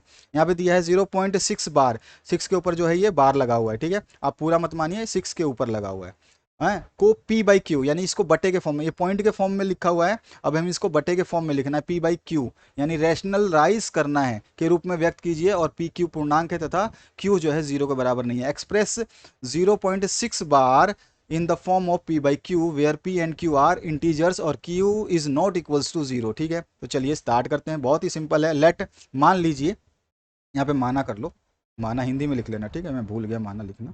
माना, लेट, माना कि x बराबर जो है 0.6 टू दी बार है, ठीक है, और हम x को क्या 0.6 के बाद में जो भी चीज़ें मतलब पॉइंट के बाद में मान लीजिए 0.8 बार लिखा होता तो हम किसको लिखते हैं 0.88, जो बार बार है ना, बार का मतलब बार बार, तो जो जिसके ऊपर बार है वो बार बार आएगा, तो 0.66666 ये पहली समीकरण हमने बना ली। माना कि x बराबर ये है, हमको दिया गया वही हमने उतार लिया। अब समीकरण 1 को 10 से गुणा करने पर, यानी multiplying the equation number 1 with 10, ये इक्वेशन नंबर 1 है, इसको 10 से मल्टीप्लाई करते हैं, तो x में 10 से मल्टीप्लाई किया, और इधर जो आपका 0.666 है इसको भी हम 10 से मल्टीप्लाई करते हैं, तो ये आ गया हमारे पास। आगे बढ़ते हैं, ठीक है, ध्यान रखना है। तो हमने 10 इंटू एक्स किया तो 10x आ गया, ठीक है, क्योंकि इसको हम 10 से मल्टीप्लाई करेंगे समीकरण 1 को। समीकरण जब होती है तो समीकरण का इक्वल्स के इधर भी गुणा करते हैं और उधर भी गुणा करते हैं, ये ध्यान रखना है। और इधर वाले को हमने 10 से मल्टीप्लाई किया तो ये भी 10 से मल्टीप्लाई होगा। जब इसको 10 से मल्टीप्लाई करोगे तो आप जानते हो पॉइंट जो है एक बार आगे सरक जाएगा, तो ये हो जाएगा 6.666, इस तरह से ये इक्वेशन नंबर 2 बन जाएगी, ठीक है, यानी कि 10x बराबर 6.666। अब हम क्या करेंगे, बहुत ही सिंपल है, 2 में से 1 को घटा देंगे, समीकरण 2 नंबर जो है इसमें से 1 नंबर को घटा देंगे, तो हम क्या करेंगे, समीकरण नंबर 2 है 10x, 10x में से x घटाएंगे और इधर 6.66 में से 0.66 को घटाएंगे। देखो नीचे की तरफ यहाँ पर समीकरण 2 में से 1 को घटाने पर, यानी सब्सट्रैक्टिंग 2 फ्रॉम 1, यानी कि सिंपलिस्ट लिख सकते हैं कि 2 में से 1 को घटा रहे हैं, बस ये यहाँ पे लिखा हुआ है। तो 10x तो आपका समीकरण 2 में लिखा हुआ है, तो 10x तो समीकरण 2 का है और x जो है समीकरण 1 का है। अच्छा, 6.666 समीकरण 2 का है, तो समीकरण 2 का लिखा बराबर के बाद में, और बराबर के बाद में ऊपर वाले में क्या लिखा था 0.666, तो इसको माइनस किया। अब 0.666 माइनस करोगे तो इधर केवल 6 बचेगा, और इधर 10x में से x गया तो यहाँ पे 9x बचेगा, 9x बराबर 6 हो जाएगा। तो यहाँ से x की वैल्यू निकालना चाहेंगे, x यहीं छोड़ दो, x यहीं छोड़ोगे तो ये 9 इसके बटे में आ जाएगा, तो ये हो जाएगा 6/9, है ना, 6/9 हो गया। अब इसको काट सकते हैं तो यह हो जाएगा 3 2 जा 6 और 3 3 जा 9, ठीक है, 3/2 2/3 हो जाएगा, तो यही x की वैल्यू आ गई, ठीक है। तो हमारा जो एक्स की वैल्यू किसके बराबर थी, अभी अभी मैंने बताया एक्स क्या माना था हमने, देखो ध्यान से, एक्स को माना था हमने इसके बराबर, और इसी को हमें क्या करना था, यानी कि हम इस बार को ही हमें लिखना था क्या, बटे के रूप में। तो x की वैल्यू निकल गई, और x किसके बराबर था, 0.6 बार के बराबर। तो 0.6 बार किसके बराबर हुआ, यानी कि x की वैल्यू क्या थी, 0.6 बार माना था ना हमने, तो 0.6 बराबर क्या हो गया, 2/3। यही हमारा आंसर हो गया, ठीक है। अतः 0.6 bar is equals to 2/3। Clear हुआ। अगले क्वेश्चन की बात करते हैं। X cube plus 3x² plus 3x+1 को x+1 से भाग देने पर शेष फल ज्ञात कीजिए। बहुत ही सिंपल सा है, लेकिन मैंने यहाँ समझाने के लिए थोड़ा सा डिटेल आपको बताया है। रिमाइंडर फाइंड आउट करना है आपको, इक्वेशन जो है आपको दे रखी है, एक डिवाइडिंग करना है आपको इस इक्वेशन को इससे, ठीक है, इस डिवाइजर से आपको जो है डिविडेंड आपको दिया हुआ है ये वाला, इस डिविडेंड को देख करके ध्यान से इससे डिवाइड करना है। अगर आप भाग मेथड पे जाओगे, ये वाला जाओगे ना, तो आपकी हालत पूरी टाइट हो जाएगी, तो उसको नहीं करना हमें, ठीक है। तो देखिए हमें भाज्य दे रखा है, यानी डिविडेंड दे रखा है, डिविडेंड जो दे रखा है वो 3x³ प्लस में 3x² प्लस में 3x+1, ये सारा का सारा हमारे को डिविडेंड दे रखा है। और डिवाइजर क्या है, x+1, ये डिवाइजर दे रखा है, भाजक होता है। हमारे को क्या करना है, ये भाजक है ना, इस भाजक को हमें इक्वल्स 0 के बराबर पुट कर देना है। तो भाजक क्या है यहाँ पे, x+1 बराबर क्या रखेंगे, 0, ठीक है। तो यहाँ से x की वैल्यू निकल जाएगी। तो हमारा जो स्टेप नंबर 1 है, हमने क्या करा, पुट किया डिवाइजर इक्वल्स टू 0, यानी भाजक बराबर 0, ठीक है। भाजक क्या है हमारे पास, x+1, तो x+1 बराबर 0। तो यहाँ पर x की वैल्यू निकालूंगा, तो x तो इधर ही छोड़ दूंगा, +1 को उधर ले जाऊंगा 0 की तरफ, तो क्या हो जाएगा, ये -1 हो जाएगा, और 0 में से -1 गया तो क्या हो जाएगा, -1। समझ में आ गया, ये तो डायरेक्ट लिखना आसान है। तो यहाँ पे ये x की वैल्यू क्या आ गई मेरे पास में, x की वैल्यू आ गई -1। अब ये x की वैल्यू मैं यहाँ पे रख दूँ, यहाँ पे रख दूँ, यहाँ पे रख दूँ, सभी जगह x ही x है, तो सब जगह x रख दूंगा, तो ऑटोमेटिकली क्या निकल जाएगा, बिल्कुल सही शेषफल निकल जाएगा, रिमाइंडर निकल जाएगा। तो स्टेप 2 में आप क्या करेंगे, हमारे पास जो पॉलिनोमियल है px जो दे रखी है, x³ प्लस में 3x² प्लस में 3x+1, इन सभी में x की जगह क्या रखने वाला हूं, तो x की जगह हम रखने वाले हैं -1। तो हम क्या कर रहे हैं, p-1, ठीक है ना, ये रहा। तो x की जगह सभी जगह -1 रख रहे हैं, यहाँ पे भी -1 रख दिया, इसकी क्यूब है। फिर हमने 3 इंटू -1 का स्क्वायर ये रख दिया, फिर 3 इंटू -1, फिर प्लस का 1 है ही, ये रख दिया। इनको सॉल्व करिए, -1 का क्यूब करेंगे -1 आता है, अच्छा, -1 का स्क्वायर करेंगे तो ये प्लस का हो जाएगा। स्क्वायर कर, कोई भी जब नेगेटिव साइन होती है, जब स्क्वायर करते हैं तो वो आपकी प्लस हो जाएगी, लेकिन क्यूब करेंगे तो वो माइनस ही रहती है। तो ये माइनस प्लस का हो जाएगा, प्लस का 1 इंटू 3 आ गया, ये तो माइनस का 1 आया ही। अब देखिए 3 इंटू -1, 3 इंटू -1 -3 हो जाएगा, और प्लस का 1 है ही। अब आपका देखिए ये माइनस का 1 है, तो इस -1 से ये प्लस का 1 गया, खत्म, ठीक है। और ये प्लस का 3 है, और ये माइनस का 3 है, दोनों खत्म, ये सारे खत्म, यानी कि यहाँ पे कुछ बचा ही नहीं। तो हमारा आंसर क्या आ जाएगा, 0। रिमाइंडर क्या आ गया, अतः शेष फल 10 the remainder p-1 is equals to 0, that is the answer. आप लिखना चाहें तो ठीक है, अदरवाइज आप यहाँ पे भी इसको कंप्लीट मान सकते हैं, लेकिन लिखना आना चाहिए। लास्ट में आप निकाल के क्या रख रहे हैं वो आप जरूर एग्जामिनर को बताइएगा। जो टॉपर्स होते हैं ना, जो एग्जाम में टॉप करते हैं, जो भी टॉपर्स होते हैं, तो इन टॉपर्स की कंडीशन यही होती है कि लास्ट में अपना स्टेटमेंट जरूर लिखते हैं। जब क्वेश्चन सॉल्व करते हैं तो केवल डायरेक्ट आंसर नहीं लिखते, ये आंसर किस चीज़ का पूछा गया था, तो ये 0 क्या आया था, तो उसने बोला रिमाइंडर आया था, रिमाइंडर 0 आया, ये लिखा उसने, अतः शेषफल बराबर 0। तो टॉपर के आधे नंबर भी ना एग्जामिनर नहीं काटता, जब भी तो उनके 100 में से 100, 100 में से 100 या फिर 99 आते हैं। और आप देखोगे कि आप जब एग्ज़ाम देते हो तो आप थोड़ी सी जल्दबाजी करते हो, तो उसमें 100 में से 96 आए, 95 आए, 5-5, 6-6 नंबर कट जाते हैं। बहुत बड़ी बात है, इतना ज़्यादा नंबर नहीं कटने चाहिए, एक आधा नंबर कटे बहुत बड़ी बात होती है, ठीक है। अगर टॉप करना है तो टॉप के लिए कोई ऑप्शन नहीं है, उसके लिए नंबर नहीं कटने चाहिए। 27 नंबर क्वेश्चन पे आ चुके हैं हम। दी गई आकृति यहाँ पे दे रखी है, देखो ये आकृति है छोटी सी, जिसमें ए बी और सी डी पैरेलल हैं।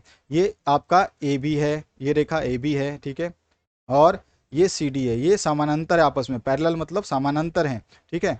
और angle P A P Q 50 degree है, ए पी और क्यू, यानी कि ये वाला एंगल जो है ये 50 डिग्री दे रहा है। इसके बाद देखिए एंगल पी आर डी बराबर 127 है, एंगल एंगल पी ये रहा, ठीक है, आर ये रहा और डी ये रहा, यानी कि ये वाला जो एंगल है पी आर डी ये 127 है। तो इसने बोला कि x और y का मान ज्ञात करिए, यानी x और y को फाइंड आउट करना है हमें, ठीक है। तो यहाँ पर देखिए x तो ये दे रखा है और y ये दे रखा है। इन दोनों को फाइंड आउट करनी है हमें वैल्यूज़। तो देखिए हम बहुत आसानी से निकाल सकते हैं, बहुत आसानी से। चलिए देखिए समझिए, मैंने डायग्राम को बनाया है बार बार। आपको बनाना, आपने जब आप एग्जाम देते हैं तो डायग्राम आप एक ही बार बनाएंगे, मैं 4 बार 3 बार डायग्राम बना के केवल समझाने के लिए उस डायग्राम को ला रहा हूँ, नहीं तो बार बार ऊपर जाना पड़ेगा डायग्राम के पास, फिर नीचे आना पड़ेगा, तो आपको दिक्कत होगी। इसीलिए मैंने डायग्राम को यहाँ रखा है हर जगह पे जहाँ पे इनकी ज़रूरत है। सबसे पहले हमें दिया क्या गया है, तो क्वेश्चन आपके सामने है। क्वेश्चन आपने देख लिया होगा, अपना पेपर जरूर ध्यान रखें। ए बी जो है समानांतर है, पैरेलल है सी डी के, ठीक है। तो वही चीज़ हमें दिया गया है, तो वही चीज़ हमने लिख दी। सबसे पहले जो दिया गया है वही चीज़ लिखते हैं। तो A B parallel to C D, A B जो है ये वाली रेखा जो है वो इसके समानांतर है, ठीक है। ये दोनों पैरेलल हैं आपस में।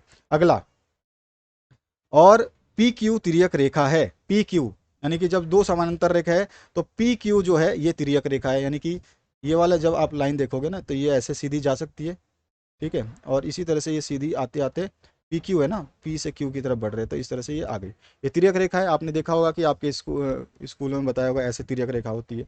यहाँ पे क्या लिखा है, पी, और यहाँ पे लिखा है क्यू, यही तो है। समझ में आ गया होगा आपको। अब आते हैं, हम आगे बढ़ते हैं। देखिए अब तो मैं यहाँ पे थोड़ा सा इसको एक रफ स्केच बना ही लेता हूँ ताकि आपको दिक्कत ना हो। तो ये हो गया, ठीक है। यहाँ पे रखा मैंने पी और यहाँ रखा क्यू। अब देखिए पी क्यू तिर्यक रेखा है, यानी कि हम कह सकते हैं A B is parallel to C D and P Q is a transversal, यानी कि तिर्यक रेखा है, ठीक है।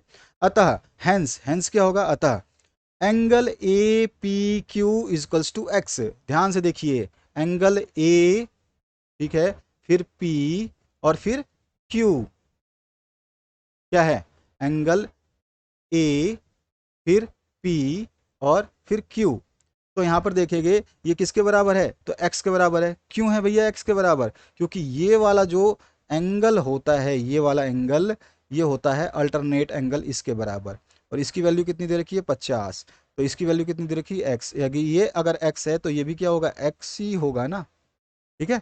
तो यही चीज़ हमने समझनी है। अल्टरनेट एंगल्स होते हैं, एंगल ए पी क्यू बराबर एक्स। एक्स क्यों है, एक्स की वैल्यू जो है वो एक्स के बराबर है। ये वाला एंगल एक्स के बराबर क्यों है, तो अभी भी मैंने बताया था। ये अभी देखो यहाँ पे ये वाला एंगल जो होता है वो इसके बराबर होता है, जिसको हम एकांतर कोण हिंदी में कहते हैं, लिखा हुआ है एकांतर कोण, ठीक है। अल्टरनेट एंगल इंग्लिश में कहते हैं। तो ये अल्टरनेट एंगल आपस में इक्वल होते हैं। अगर एक्स का मान यहाँ पे इसका एक्स मान है तो यहाँ पे भी ये एक्स होगा, यहाँ पे भी ये एक्स है, ठीक है। अगर ये x का मान यहाँ पे 50 है तो ये x का मान यहाँ पे भी 50 होगा, ठीक है। तो यहाँ पे सीधा सीधा लिख दिया एंगल पी क्यू, क्योंकि ये ट्रांसवर्सल है। तो angle A P Q, angle A P Q जो कितना दे रखा है, एंगल ए पी क्यू दे रखा है 50, वो किसके बराबर होगा, x के, सही है ना। x जो है ये वाला, यानी कि x बराबर क्या है, 50 डिग्री। ये तो हमारा पहला आंसर आ गया, x बराबर। अब सिमिलरली अगर हम बात करें तो यहाँ पे देखो, अब आपका फिर से दिया गया है इसी डायग्राम को, थोड़ा सा नीचे चलते हैं, इस डायग्राम को मैं दिखाता हूँ। अब देखो यहाँ पे मैं इस डायग्राम को अलग से बनाता हूँ। अब पहले तो हमने ये वाली लाइन ली थी पी क्यू, अब मैं लेता हूँ पी आर, यहाँ पे इस तरह से, ये हो गया पी और ये हो गया आपका आर, ठीक है। अब देखो आपका ए और बी, ये वाला ए और ये वाला ए बी और सी डी क्या है, समानांतर है, ये दिया हुआ ही है, ठीक है। और जो है पी आर, इसमें पी आर जो ये वाली लाइन है, ठीक है ना, दिख रहा है आपको, ये वाली लाइन की बात हो रही है। ये वाली लाइन क्या है आपकी, ट्रांसवर्सल है, यानी कि क्या है, तिर्यक रेखा है। तो तिर्यक रेखा मैंने ये बना दी। अब तिर्यक रेखा है तो आपको ये पता होना चाहिए, इसमें ये वाला 127 डिग्री दे रखा है, ठीक है। ये वाला जो है 127 डिग्री दे रखा है, हमें बताना है। अभी देखो हमें बताना है कि ये पूरा जो होगा ये किसके बराबर होगा, वो इसके बराबर होगा। यही तो अभी अभी हमने सीखा, मैंने बताया था ना, ये वाला एंगल किसके बराबर होता है, ये पूरे के बराबर होता है इसके। तो इसमें आपका 50 प्लस वाई भी है, समझ में आ गया ना। ये 50 प्लस वाई टोटल मिलेगा ना, तो 50 प्लस वाई है। तो यहाँ पे ये किसके बराबर है, एंगल जो है P R D, angle A P R बोल दो चाहे आपका ए पी आर, ठीक है। ये पूरा का पूरा एंगल ये वाला, इसके बाद पी आर डी नहीं बोलेंगे, एंगल पी आर डी, हाँ पी आर डी बोल सकते हो, इस साइड लिख लिया है मैंने। तो आप एंगल पी आर डी बराबर होगा ए पी आर के, A P R, A P R, ठीक है। तो ये पूरा का पूरा एंगल, तो पी आर डी कितना दे रखा है 127, और ये पूरा कितना है 50 भी है, साथ में वाई भी है, तो 50 प्लस में वाई बराबर 127, वाई यहीं छोड़ दूंगा, 50 उधर ले जाऊंगा, 127 में से 50 माइनस कर दूंगा, मेरे पास वाई बराबर 77 आ जाएगा। तो यही हमारा y की वैल्यू थी। हैंस हम लिख सकते हैं, अतः जो टॉपर ये है लास्ट लाइन जरूर लिखते हैं। देखा हमने x और y लिख दिया, इसका मतलब ये नहीं कि x और y की वैल्यू निकल गई। जब टॉपर बनना है तो ये आदत डाल लीजिए, ये आदत जल्दी से डलती नहीं है, ठीक है। तो अगर आप अभी से डालना चाहते हैं तो 10th में जाते जाते आपको आदत पड़ जाएगी अंतिम लाइन क्या लिखनी है। तो अतः जो x है वो मिला हमें 50 डिग्री और y बराबर मिला हमारे को 77 डिग्री, यही हमें निकालना था और यही पूछा गया था, यही हमारा आंसर हो गया, ठीक है। इस तरह से हमारा आंसर होता है। अगले क्वेश्चन की बात करते हैं इसके और पार्ट में। 3 और 4 के बीच 6 परिमेय संख्याएं लिखनी है। 6 परिमेय संख्याएं जब पूछा है तो हम एक संख्या ज़्यादा लेंगे, 6 है तो हम 7 की बात करेंगे, यानी कि हमें फाइंड आउट करना है 6 रैशनल नंबर्स बिटवीन 3 एंड 4। जब इस तरह की कंडीशन हो तो हमें जब जितने भी रैशनल नंबर पूछे हैं उससे एक ज़्यादा लेना है, ठीक है, ताकि हम एक कम कर पाएँ। तो हम बताएंगे कैसे करेंगे। देखो यहाँ पे सिंपल, हमें चूंकि हमें 6 परिमेय संख्याएं ज्ञात करनी है, इसलिए हम संख्याओं को 7/7 से गुणा करते हैं, यानी 7 मैंने क्या बोला 6 पूछा है तो हम 7 लेंगे, यानी कि 7 से हम उसमें गुणा भी करेंगे और 7 से हम उसमें भाग दे देंगे। तो क्या फ़ायदा हुआ, मतलब गुणा भी 7 से किया, भाग भी 7 से दिया, तो उस संख्या पे क्या फ़र्क पड़े। यानी कि मैं कहूँ 2 में अगर मैं 7 से गुणा करूँ और 7 से ही भाग कर दूँ तो भैया 7 से 7 तो कट गया, वापिस से क्या मिला 2। या फिर मैं इसको सॉल्व करूं, यानी कि 2 गुणा में 7/7 मल्टीप्लाई करूं 7/7 से, तो ये वैल्यू दोबारा आएगी, 7 दूनी 14, 14 कर दो, बटे में क्या है 7 है, 7 से फिर दोबारा काटोगे 2 वापिस आ गया। यानी कि उसी संख्या से हमें मल्टीप्लाई डिवाइड करने से कोई फर्क नहीं पड़ता है, हमको सॉल्यूशन मिल जाता है। तो हम देखने हैं 3 और 4 के बीच 6 संख्याएं निकालनी है, हमें 7 लेना पड़ेगा, ठीक है, ध्यान रखना ये बात। तो हम क्या कर रहे हैं, as we have to find 6 rational numbers we multiply the numbers by 7/7, ठीक है। तो हमारे पास 7/7 से हम उसको, क्योंकि 6 लेनी है तो 7/7 से 8 लेनी होती, 9/9 से 10 लेनी होती, 11/11 से, इस तरह से हम करते। अब हमारा पहली संख्या है 3, तो 3 को हमने 7/7 से मल्टीप्लाई किया तो हमारे पास आ जाएगा 21/7। और फोर्थ जो नंबर दूसरा है हमारा 4 है, तो 4 को भी 7/7 से मल्टीप्लाई किया तो ये आ गया 28/7। तो हमारे पास जो है 3 को हम क्या लिख सकते हैं 21/7, और 4 को क्या लिख सकते हैं, देखो 3 बराबर क्या लिख सकते हैं हम 21/7, 21/7, और 4 को क्या लिख सकते हैं 4 इक्वल्स टू 28/7, ठीक है। अब इसको 21, 3 ने कम 3, 3 7 21, वो कट जाएगा, तो ये पूरा का पूरा काटोगे ना, 7×3 = 21, 3 ही आ रहा है ना, ये 3 ही आया, और 7×4 = 28, ये 4 ही आया, ठीक है ना।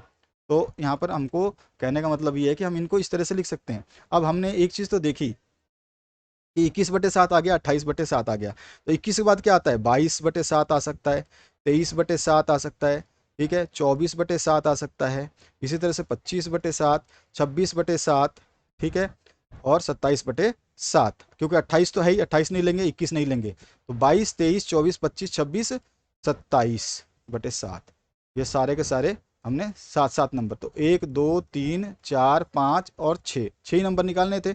इस प्रकार 3 और 4 के बीच 6 परिमेय संख्याएं जो है वो कौन कौन सी होंगी, तो होगा 22/7, 23/7, 24/7, 25/26 और 27/7, ये सारे के सारे आंसर हो जाएंगे।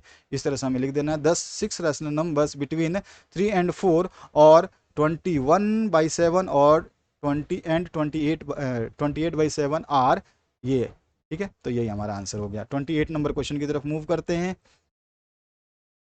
दी गई आकृति में x और y के मान ज्ञात कीजिए, फिर दर्शाइए कि ए बी जो है समानांतर होगा सी डी के, यानी फिगर गिवन जो है इसमें values of x and y find out करनी है, एंड देन शो करना है कि ए बी जो है ये पैरेलल होगा सी डी के। तो बहुत अच्छी बात है, चलिए हम इसको शो कर देते हैं। पहले तो ये डायग्राम देख लीजिए, इस तरह का आपका क्वेश्चन पेपर में डायग्राम है, इसमें ये वाला x एंगल और इधर वाला y एंगल पूछा है, और आपको अच्छी तरह से पता है x और y जब ट्रांसवर्स लाइन होगी तो क्या होंगे, इक्वल हो जाएंगे, ये क्लियर हुआ। और ये आपके जो है ये सेम हो जाएंगे। चलिए अब देखते हैं कैसे कैसे क्या करते हैं। यहाँ पे देखिए नाउ, यानी कि अब हम क्या कर रहे हैं, क्योंकि यहाँ पर देखिए क्या दिया, दी गई आकृति में x और y के मान निकालने हैं, तो x और y के मान निकालने की बात हो रही है। तो यहाँ पर देखेंगे आप ये पूरा का पूरा एंगल जो लीनियर पेयर बना रहा है, जिसको हम रैखिक युग्म बोलते हैं, ठीक है। और ये पूरा का पूरा एंगल का मान कितना होता है, तो हमें सभी को पता है, एक लाइन के ऊपर ये पूरा मान जो होता है ये आपका 180 डिग्री होता है। तो 50 प्लस एक्स है, तो 50 प्लस एक्स बराबर 180 डिग्री। क्यों है? क्योंकि ये लीनियर पेयर है, रेखिक युग्म है, ठीक है। अब यहाँ से x की वैल्यू, x को छोड़ देंगे, 180 तो हमारे पास था ही, उसमें से ये 50 को माइनस करेंगे तो 130 जो है हमारा x आ जाएगा। तो मैंने आपको बताया कि जो वैल्यू इसकी है y की, वही वैल्यू x की होगी, तो यहाँ पे x की वैल्यू 30 आ गई। तो ऑल्सो क्या है, y बराबर 130 होगा। क्यों होगा? तो हमने अभी अभी बात किया था कि इसमें ये जो एंगल होता है, यहाँ पर आपको दिखा दूँ कि ये जो एंगल होता है, ये वाला एंगल, ये आपका वर्टिकली अपोजिट एंगल जो होते हैं इस वजह से, ठीक है। ये वाला देखिए, ये वाला, इसकी बात कर रहा हूँ, वर्टिकली अपोजिट एंगल इसकी। तो ये वर्टिकली अपोजिट शीर्षाभिमुख कोण भी बोलते हैं इसको। ये अगर 130 है तो ये भी 130 होगा, ठीक है। और हम कहें आपका जो अल्टरनेट एंगल है अगर, तो x जो है ये अल्टरनेट एंगल है, तो y भी आपका अल्टरनेट एंगल के बराबर होगा, यानी x is equals to y होगा। अगर x की वैल्यू 130 है तो y की वैल्यू भी 130 ही होनी थी। तो हम डायरेक्ट भी लिख सकते हैं कि शीर्षाभिमुख कोण है। दोनों तरह से हम अल्टरनेट एंगल को भी यूज़ कर सकते हैं, एकांतर कोण को भी यूज़ कर सकते हैं इस डायग्राम के अकॉर्डिंग। चाहे तो हम डायरेक्ट भी कर सकते हैं शीर्षाभिमुख कोण को लेकर के। तो ये वर्टिकली अपोजिट एंगल है, और यहाँ पर y का मान जो है इसके बराबर आ जाएगा 130 के, ये भी लिख सकते हैं। तो ये आपको केवल लिखना है कि क्यों है, बस ये चीज़ लिख देंगे तो आपका ऑटोमेटिकली आंसर सही हो जाएगा। तो x और y की वैल्यू हमने निकाल दी। अब हमारे पास x की वैल्यू और y की वैल्यू क्या आ गई, 130। ये तो हमारा इन दोनों की वैल्यू आ गई। अगर ये x और y यानी कि ये जो दोनों लाइन है इस तरह से, और इसमें ये वाला और ये वाला, ये अगर x है और ये y है, तो आप जानते हैं x और y कब इक्वल होंगे, जब ये दोनों लाइनें क्या हो, पैरेलल हो। यानी कि ये जो है आपका ए बी और ये जो सी डी है, ये अगर पैरेलल होंगे तभी x और y बराबर होंगे। तो x और y बराबर हैं, so alternate angles are equal, therefore A B is parallel to C D. बस ये एक लाइन लिख देनी थी, ये हमारा आंसर हो जाता। अतः एकांतर कोण जो है वो क्या है आपके, वो हैं आपके बराबर, इसलिए ए बी जो है समानांतर होगा सी डी के। तो यही हमारा आंसर था। इसको आप हिंदी में लिखना चाहें, इंग्लिश में लिखना चाहें, जो भी आपका मीडियम है उसके अकॉर्डिंग लिख सकते हैं। नेक्स्ट जो है इसका अथवा पार्ट को देखते हैं। अथवा पार्ट देखिए, अथवा पार्ट में है दो चर वाले रेखिक समीकरण जो है y इक्वल्स टू 3x का आलेख खींचिए। ग्राफ पेपर का प्रयोग करना है आपको इसमें। सबसे पहले देखिए, ग्राफ पेपर का जब भी प्रयोग करना है, कम से कम दो वैल्यूज आपको मिलनी चाहिए। हमारे को दिया क्या गया, इक्वेशन दी गई है आपको y इक्वल्स टू 3x, ठीक है। ये इक्वेशन दी गई है, नीचे लिखा है मैंने सॉल्यूशन के लिए। तो y इक्वल्स टू 3x जो है ये हमारे को इक्वेशन दी गई है, ये हमने यहाँ पे इक्वेशन ले ली। अब देखिए, कभी भी हमें ग्राफ बनाने के लिए we have to need at least two solutions of the equation. इस इक्वेशन की दो सॉल्यूशंस हमें चाहिए। ग्राफ खींचने के लिए हमें समीकरण के कम से कम दो हल चाहिए, ठीक है। ये चीज़ हम लिखेंगे और दो हल निकाल लेंगे। हम यहाँ पे x की वैल्यू एक बार 0 रखते हैं, यानी x बराबर 0 रखने पर, और दूसरी बार हम रखते हैं x बराबर 1, ठीक है। क्योंकि आपकी मर्जी है, आप x बराबर 0 रखें, फिर 1 रखें, फिर 2 रखें, फिर 3 रखें, इसी तरह से ग्राफ बनता है। तो x बराबर 0 अगर मैं रखता हूँ तो इसको इस इक्वेशन में, ठीक है, x बराबर 0 रखूंगा तो x की जगह 0 रखा तो y बराबर 0 आया। तो वो x 0 रखने पे y 0 मिला। पहला टेबल बनाया, x 0 रखने पर y 0 मिला, ठीक है। दूसरा, x बराबर 1 रखने पर, ठीक है, यानी कि पुटिंग x इक्वल्स टू 1, तो उसी समीकरण में केवल x की जगह क्या रखा मैंने, 1 रखा। इस समीकरण में जो हमारे क्वेश्चन दिया था उसी समीकरण में x की जगह 1 रखा, तो y बराबर हमको क्या मिला, 3। तो मैं क्या लिखूंगा कि x की वैल्यू 1 रखने पर y मेरे को मिला 3, ठीक है। x का मान इधर देखो ऐसे, और y का मान ऐसे देखो। तो x 0 रखा तो y मिला 0, और x 1 रखा तो y मिला मेरे को 3। ये समझ में आ गया? मैं मिटा दूँ इसको थोड़ा सा, ठीक है। अब ग्राफ बनाना है, बहुत ही सिंपल। जब हमारे को x और y की दोनों वैल्यू मिल गई तो हमें करना क्या है, हम प्लॉट कर देते हैं, ठीक है। इस तरह का ग्राफ बनेगा। आप चाहें तो प्लॉटिंग पॉइंट्स लिख सकते हैं, चाहे प्लॉटिंग ग्राफ लिख सकते हैं, ठीक है। नहीं लिखेंगे तो भी चलेगा। आप देखिए, x की वैल्यू क्या रखी है, 0, तो y की वैल्यू क्या होगी, 0। यानी कि x भी यहाँ पर जानते हो ना आप, मैंने बताया था ये x एक्सिस होता है, ये y एक्सिस, जहाँ पे दोनों मिलते हैं वहाँ पे दोनों चीज़ें क्या होती है, 0 0। तो ये हमारे पास आ गया 1.00, ठीक है। ये लिखा हमने 0 0, ठीक है। और फिर क्या बोला, x अगर हमें 1 मिलता है, x पे 1 जाते हैं तो x की वैल्यू ये रही 1, ठीक है, ये रही 1। अगर 1 पे जाते हैं तो y कितना मिलेगा हमें, 3। तो y पे हमें जाएंगे 3 पे, y है 1 2 3, y हमारा 3 है। तो हम पहुंचे कि इसको हम अगर ड्रॉ करें तो हम इसको डॉट डॉट भी दिखा सकते हैं इस तरह से चाहें तो। अगर आपकी मर्जी है, नहीं दिखाना चाहें तो कोई इशू नहीं है, पर हम इनको मिला देते हैं तो हमारे को अच्छा लगता है कि हमारा ग्राफ जो है कंप्लीट हो गया। तो इस तरह से हमारा ये ग्राफ बनेगा, ठीक है। और यही ग्राफ की जो लाइन है वो समीकरण हमारा जो हो जाएगा y इक्वल्स टू 3x। ये लाइन जो शो करती है, ये क्या शो करती है, y इक्वल्स टू 3x। यहाँ पे लिखा हुआ भी है, ये देखें आप, लिखा हुआ है। क्लियर हुआ? तो इस तरह से हमारा हो जाएगा। अगले क्वेश्चन की बात करें, खंड ई। अंतिम सेक्शन में पहुंच चुके हैं, 5 अंकों के प्रश्न इसमें मिलेंगे आपको देखने के लिए। खंड ई को हम सॉल्व करने वाले हैं, ठीक है। आंतरिक छूट भी इसमें आपको मिलेगी, यानी और वाले क्वेश्चन अथवा वाले क्वेश्चन भी आएंगे, उनको भी हम करेंगे। पहला क्वेश्चन, निम्नलिखित समीकरण 2x प्लस वाई बराबर 7 के 4 हल आपको लिखने हैं। राइट 4 सेक्शंस नहीं है, ये सॉल्यूशंस है, सॉल्यूशंस, ठीक है। Right 4 solutions of 2x plus y equals to 7। इसके 4 सॉल्यूशन लिखने हैं, तो मुझे इसके 4 जो है अलग अलग वैल्यू निकालने हैं। तो मैं क्या करूंगा, एक बार x क्या ले लूंगा 0, एक बार x ले लूंगा 1, एक बार y ले लूंगा 1, एक बार y ले लूंगा 0, ठीक है। इसी समीकरण में लिख लूंगा। दिया क्या गया है, ये समीकरण दिया गया हमारे को 2x plus y equals to 7, ये वाली समीकरण दी गई है, इक्वेशन ये वाली है। इसके 4 हल निकालने हैं, तो 4 वैल्यूज निकालनी पड़ेंगी, 4 टेबल बनाएंगे तभी तो निकलेगा। बस हमें ग्राफ नहीं बनाना है, क्योंकि इसमें हल कीजिए केवल, क्योंकि इसमें आपको 4 हल निकालने हैं, ना कि ग्राफ बनाना है। तो केवल हम 4 हल निकालेंगे। तो x की वैल्यू 0 रखते हैं, यहाँ पे 0 रखा, तो ये रखा 0। इस समीकरण को हर जगह यूज करेंगे, ठीक है। इस समीकरण को ध्यान रखना है, ये आपका जो क्वेश्चन में दिया गया है वही समीकरण इक्वेशन है। तो इस समीकरण को हम यूज कर रहे हैं। तो यहाँ पे 0 रखा, 0 रखते ही हमारे को y बराबर 7 मिल गया। पहली इक्वेशन हमारे को x 0 रखा तो y 7 मिला। इसी तरह से y 0 अगर रखता हूँ, या फिर x 0 रखा, फिर आप x 1 लीजिए, x 1 रखा तो हमारे को y 5 मिली। फिर उसके बाद मैंने x के 2 वैल्यू निकाल ली, अब y की 2 वैल्यू निकाल लेता हूँ। दोनों की वैल्यू होनी चाहिए ना, तो 4 वैल्यूज हमारे पास होनी चाहिए। y की वैल्यू अगर मैंने 0 रखी समीकरण में, तो हमारे पास 2x बराबर 7, x बराबर 7/2 मिलेगा, ठीक है। तो x बराबर 7/2 मिल गया।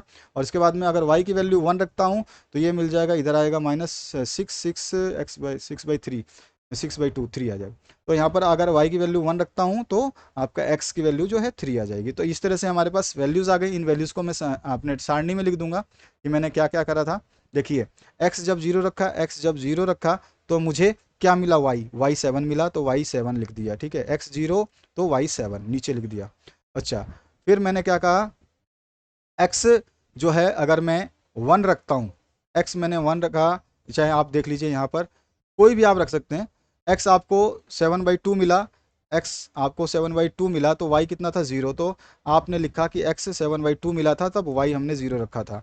उसके बाद देखिए, x 1 रखा था, तो x 1 रखा हमने, तो हमें मिला y 5, तो y 5 लिख दिया। इसके बाद में हमने देखा y 1 रखा, y 1 रखा था हमने, तो हमारे को x की वैल्यू 3 मिली, तो हमने यहाँ पे 3 लिख दिया। तो ये हमारी टेबल हो गई। बस इसी टेबल को हमें बनाना था। यही 4 सॉल्यूशंस थे जो गिवन इक्वेशंस के थे, यानी कि दिए गए रैखिक समीकरण के, दिए गए इक्वेशन के, या दिए गए समीकरण के 4 हल निम्नलिखित होंगे। एक होगा आपका 0,7, ठीक है। x कितना है 0, तो y कितना है 7, तो 0 7। फिर दूसरा क्या होगा, 7/2 और 0, तो 7/2 एंड 0। फिर आपका नेक्स्ट सॉल्यूशन क्या होगा, 1 एंड 5, तो 1,5। उसके बाद में 3,1, तो 3,1। यही हमारे आंसर्स हो गए, ठीक है। ये टेबल जरूर बनाना होता है जब भी आपको इस तरह के क्वेश्चंस मिले, ग्राफ वाले टाइप के, ठीक है। इसका अथवा पाठ की बात करते हैं। अथवा पाठ करेंगे हम। आज तक हमने एक भी क्वेश्चंस नहीं छोड़े हैं, चाहे कोई भी सब्जेक्ट हो आपका, सारे सॉल्व कराए हैं, ठीक है। आगे बढ़ते हैं। डिस्क्रिप्शन में आपकी प्लेलिस्ट मिलेगी, अपने दोस्तों के साथ शेयर मत करना। इस वीडियो को बहुत सावधानी से देखना। जिसने कुछ भी नहीं पढ़ा, स्कूल नहीं जा पाए, बीमार हो गए थे, या अभी भी उनके स्कूल में पढ़ाई नहीं हो पा रही है, टीचर्स अवेलेबल नहीं है, तो सब कुछ यहाँ पे पढ़ाया जा रहा है, कंप्लीट कराया जा रहा है। आपको बढ़िया तरीके से पढ़ना है, अपने आप को तैयार करना है। आपके 10th के, 11th के, 12th के सभी के सॉल्यूशंस दिए जाएंगे। आप जैसे जैसे क्लास क्रॉस करते जाएंगे, आप लोगों के लिए सॉल्यूशंस अवेलेबल होते रहेंगे। यहाँ पे ए बी सी एक समद्वि बाहु त्रिभुज है, आइसोसेलेस ट्राइंगल है, जिसमें ए बी बराबर है ए सी के, और ए पी लंब है, यानी परपेंडिकुलर है बी सी पे। तो यहाँ पर खींच करके दर्शाना है कि एंगल बी जो है वो एंगल सी के बराबर है, ये आपको बताना है। A B C is isosceles triangle, A B is equals to A C. Draw करना है आपको A P perpendicular on B C to show ये आपको ड्रॉ करना है, क्वेश्चन में बोल रहा है कि ये ड्रॉ करिए ताकि आप ये बता सके कि एंगल बी जो है एंगल सी के बराबर होगा। तो इसको बहुत ही आसानी से आइसोसेलेस ट्रायंगल बनाएंगे सबसे पहले। तो गिवन क्या है देखिए कि ए बी सी एक समद्विबाहु त्रिभुज है, A B C is a isosceles triangle. तो isosceles triangle A B C हमने बना दिया जिसकी दो भुजाएं जो है ये बराबर होती हैं, ये दोनों भुजाएं आपकी दो साइड्स जो है इसकी बराबर हैं, ठीक है। ये हो गया हमारा, और ये BC की लंबाई कितनी भी ले सकते हो, कोई दिक्कत नहीं है। तो ये पहला पॉइंट तो हमने लिखा जो दिया गया है। और क्या दिया गया है हमारे को, वो बोल रहा है कि ए बी जो है AC के बराबर है, यानी कि ये जो लाइन है, अभी अभी मैंने ये डबल डॉट करे हैं दोनों तरफ, रेड रेड करा है, ये ए बी जो लाइन है, ये वाली लाइन जो है वो इसके बराबर AC के, ठीक है। यहाँ पर कंप्लीट हो गया। अच्छा, अब देखिए रचना हमें करना पड़ेगा क्योंकि इसने क्वेश्चन में बोला है कि हमें क्या करना है, ड्रॉ करना है। देखिए यहाँ पर रचना करनी है, खींच कर बताइए, ठीक है ना। तो क्या ए पी परपेंडिकुलर होगा किस पे, BC पर। ए से P लाइन बनानी है जो BC पर परपेंडिकुलर हो, ए से P लाइन बनानी है, ए P बना दिया जो BC पर, देखिए BC ये वाली लाइन है जिसपे ये परपेंडिकुलर है 90 डिग्री, परपेंडिकुलर का मतलब है 90 डिग्री बना रहा है, ठीक है। यहाँ तक समझ में आ गया। अब तो हमने देखिए आइसोसेलेस ट्रायंगल बनाया, उसमें जो है ए बी और ए सी दोनों बराबर दिखाई, ये इक्वेशन नंबर 1 हमारे को समझा रखी है, क्वेश्चन में दिया हुआ है। हमने कंस्ट्रक्शन क्या किया, क्वेश्चन में बोला है कि ए पी जो है परपेंडिकुलर होगा, लंब होगा BC पे, तो BC पे हमने ए से लेके P एक ड्रॉ किया जो कि 90 डिग्री बनाए। लंब की बात हो रही है यहाँ पे, परपेंडिकुलर की, तो ये भी हमने कर दिया। अगर ये परपेंडिकुलर इस पे होता है तो एक ध्यान देने वाली बात क्या आ रही है, ये परपेंडिकुलर है तो इधर भी 90 डिग्री बन रहा है, ध्यान रखने वाली बात, समझना इस बात को, और इधर भी 90 डिग्री बन रहा है, ठीक है। बहुत इंपॉर्टेंट क्वेश्चन है, आएगा एग्जाम में, बहुत जरूरी है, ठीक है। इधर दोनों तरफ 90 डिग्री बन गया, यानी कि अगर मैं देखूं तो एक ट्राइंगल तो मेरा ये वाला है और दूसरा ट्राइंगल मेरा ये वाला है, ठीक है ना। तो आप देखिए, यानी कि ए पी बी, यहाँ पे ए, ये ए, ठीक है, फिर पी और ये बी, यानी कि फर्स्ट ट्राइंगल में ये 90 डिग्री हमको मिल रहा है एंगल पी। पी क्या मिल रहा है, 90 डिग्री इस वाले ट्राइंगल में पी। तो ए पी बी जो है ये लिखा, इसलिए सो ए पी बी एंगल जो होगा पी वो इक्वल होगा ए पी सी के, ये भी 90 डिग्री है, तो ए पी सी ये भी दोनों बराबर होंगे, और ये दोनों की वैल्यू कितनी है, 90 डिग्री। इक्वेशन नंबर 2 क्वेश्चन से ही हमने निकाल दिया, क्लियर हुआ। अब हमें प्रूव क्या करना है कि ये जो एंगल है, ये एंगल और ये एंगल दोनों बराबर होंगे, हमें बताना है। तो हम CPCT सिंपली ले लेंगे, काम हो जाएगा कंप्लीट, है ना। आ जाइए नीचे की तरफ। अब हमें सिद्ध करना है to prove angle B is equals to angle C, ठीक है। ये वाला एंगल और ये वाला एंगल बराबर हैं, मुझे पता है कि इधर ये 90 डिग्री है और इधर ये 90 डिग्री है, ये मेरा बराबर है, ये मेरा बराबर है। तो अभी आपको पता है in triangle A B P, ठीक है, और फिर ACP, जिस तरफ से हम एक ट्राइंगल पे चलते हैं उसी तरफ से दूसरे ट्राइंगल पे चलेंगे, ठीक है। तो ABP पहला इधर वाला फर्स्ट ट्राइंगल लिया और ये सेकंड ट्राइंगल है, ध्यान रखना, ये फर्स्ट ट्राइंगल लिया और ये सेकंड ट्राइंगल ACP। अच्छा, अब देखिए एंगल APB बराबर एंगल APC बराबर 90 डिग्री है, ये समीकरण 2 से हमें मिला था, ये रखा ध्यान रखना, ठीक है। यहाँ पे लिखा हुआ है इसीलिए समीकरण 2 से, ये रहा समीकरण 2 से लिखा हुआ है, फ्रॉम टू, समीकरण 2 से APB बराबर 90 डिग्री। एक चीज, एक दोनों ट्राइंगल में एक चीज मेरे को कॉमन मिल गई, ठीक है, दोनों में 90 डिग्री है, यानी कि इसमें ये एंगल और इसमें ये एंगल दोनों में 90 डिग्री है। चलिए AB बराबर AC है, यानी कि ये वाली लाइन जो AB है ये AC के बराबर है, ये हमने क्वेश्चन में देखा है कि क्वेश्चन में बोला था कि AB बराबर AC है, ये हमें दूसरी कंडीशन सेटिस्फाई कर रही है, इक्वेशन नंबर 1 से मिल रही है ये, ठीक है। तो इक्वेशन नंबर 1 सेटिस्फाई कर रहा है। अब देखिए इसमें AP और AP दोनों में है, यानी कि फर्स्ट वाला ट्राइंगल जो है, फर्स्ट वाला आप देख रहे हैं, इसमें भी ये AP जो है ये लंबा है, सीधा एक रेखा है, ठीक है। जितनी लंबाई ये एक ट्राइंगल में है उस, भाई ये दोनों ट्राइंगल में कॉमन ही तो है, एक ही साइड तो है दोनों का, ये ट्राइंगल, ये आपका AP है, ये AP है। अगर आपने कोई ट्राइंगल इधर बनाया तो भी ये AP इसमें था, इसमें है, और अगर आपने कोई ट्राइंगल इधर बनाया तो भी ये AP इसी में है, इस ट्राइंगल में भी है, यानी कि दोनों में क्या है, AP कॉमन है, AP equals to AP common, common मतलब उभयनिष्ठ है दोनों के लिए, ठीक है। तो 3 कंडीशंस हमारे को मिल गई।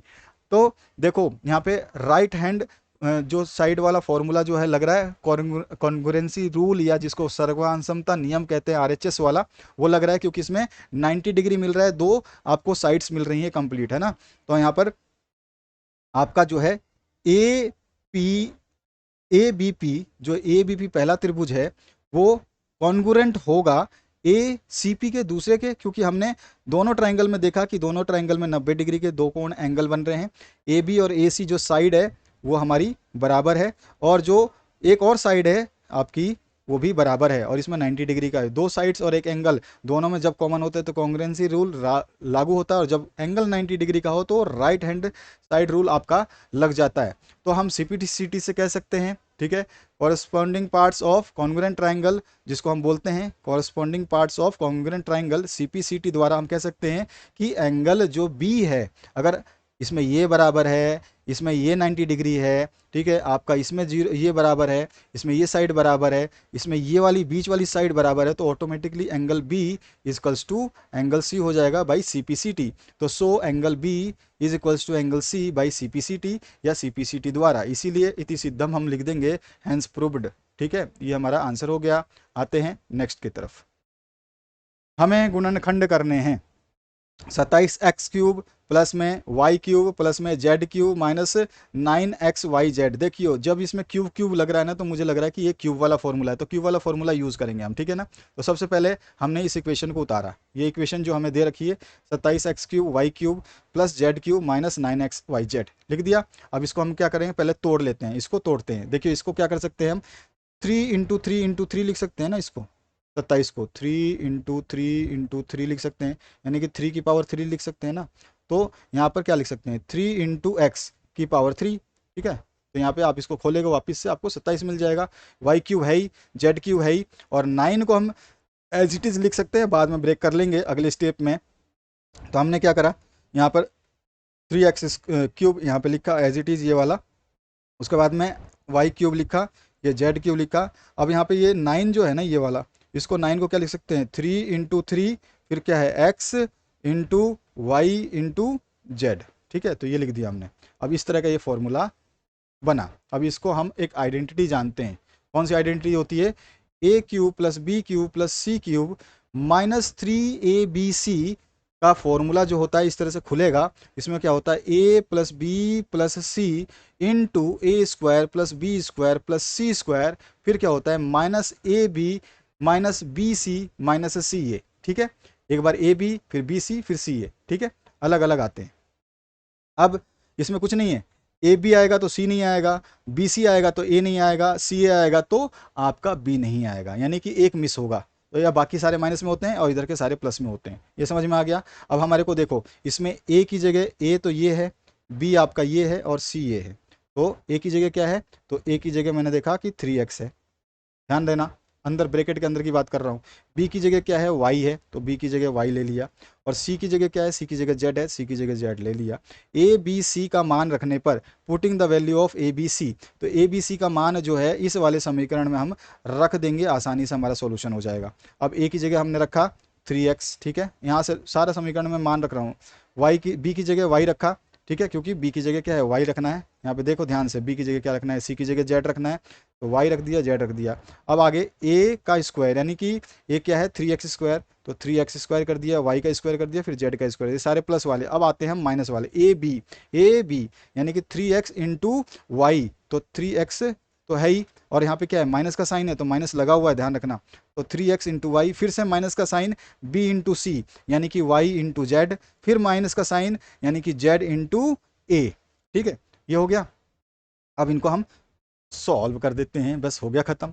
ये देखिए 3x का 3x आ गया, y का y आ गया, z का z आ गया, ये पूरी की पूरी बटालियन एज इट इज़ आ गई, ठीक है। अब ये देखिए 3x² को हम क्या लिख सकते हैं, 3 × 3 यानी कि 9x² हो गया, तो 9x², ब्रैकेट खोला y² हो गया, इस ब्रैकेट को खोला z² हो गया। यहाँ पर देखिए 3x माइनस का है, 3x × y है, तो माइनस का 3xy हो गया। यहाँ पर क्या है, माइनस का जो है 3yz है, तो 3yz हो गया। यहाँ पर क्या है, तो यहाँ पे 3xz है, वो भी माइनस का, तो या फिर 3zx लिखो या xz लिखो, कोई दिक्कत नहीं, आगे पीछे कर सकते हो, लेकिन साइन माइनस का है तो 3zx या 3xz लिख सकते हो। ये हमारा आंसर हो गया, इसी को हमें गुणनखंड करना था, ठीक है। अथवा पाठ देखते हैं।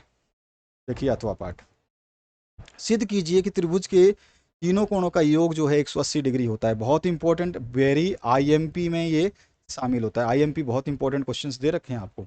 अब आ जाइए, तो हमें प्रूव करना है the sum of angles of a triangle is equals to 180 degree. बहुत ही सिंपल है, बहुत सिंपल। सबसे पहले देखिए, हम को जो है यहाँ पे क्वेश्चन में दिया क्या गया, ध्यान रखिए कि सिद्ध कीजिए कि त्रिभुज के तीनों कोणों का योग 180 होता है। तो देखिए, हमने माना कि कोई त्रिभुज, आप पी क्यू आर मैंने लिया है, तो आप चाहें तो यहाँ पर ए बी और सी भी लिख सकते हैं, आपकी मर्जी है, वो आपके ऊपर डिपेंड करता है। तो मैंने त्रिभुज जो लिया वो पी क्यू आर है, और पी क्यू आर के एंगल ले लिए 1 2 3, ठीक है।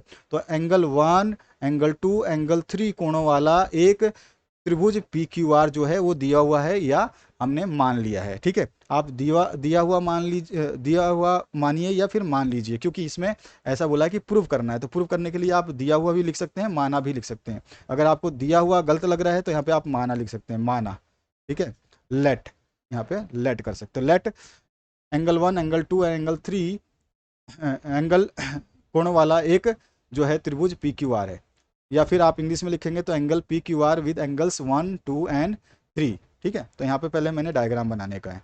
तो ये तरह को आप देखो, पी क्यू आर एक त्रिभुज बनाया, यानी कि ट्राइंगल बनाया, इसमें एंगल ले लिए 1 2 3, ठीक है। लिख दिया, एंगल्स हो गया कंप्लीट।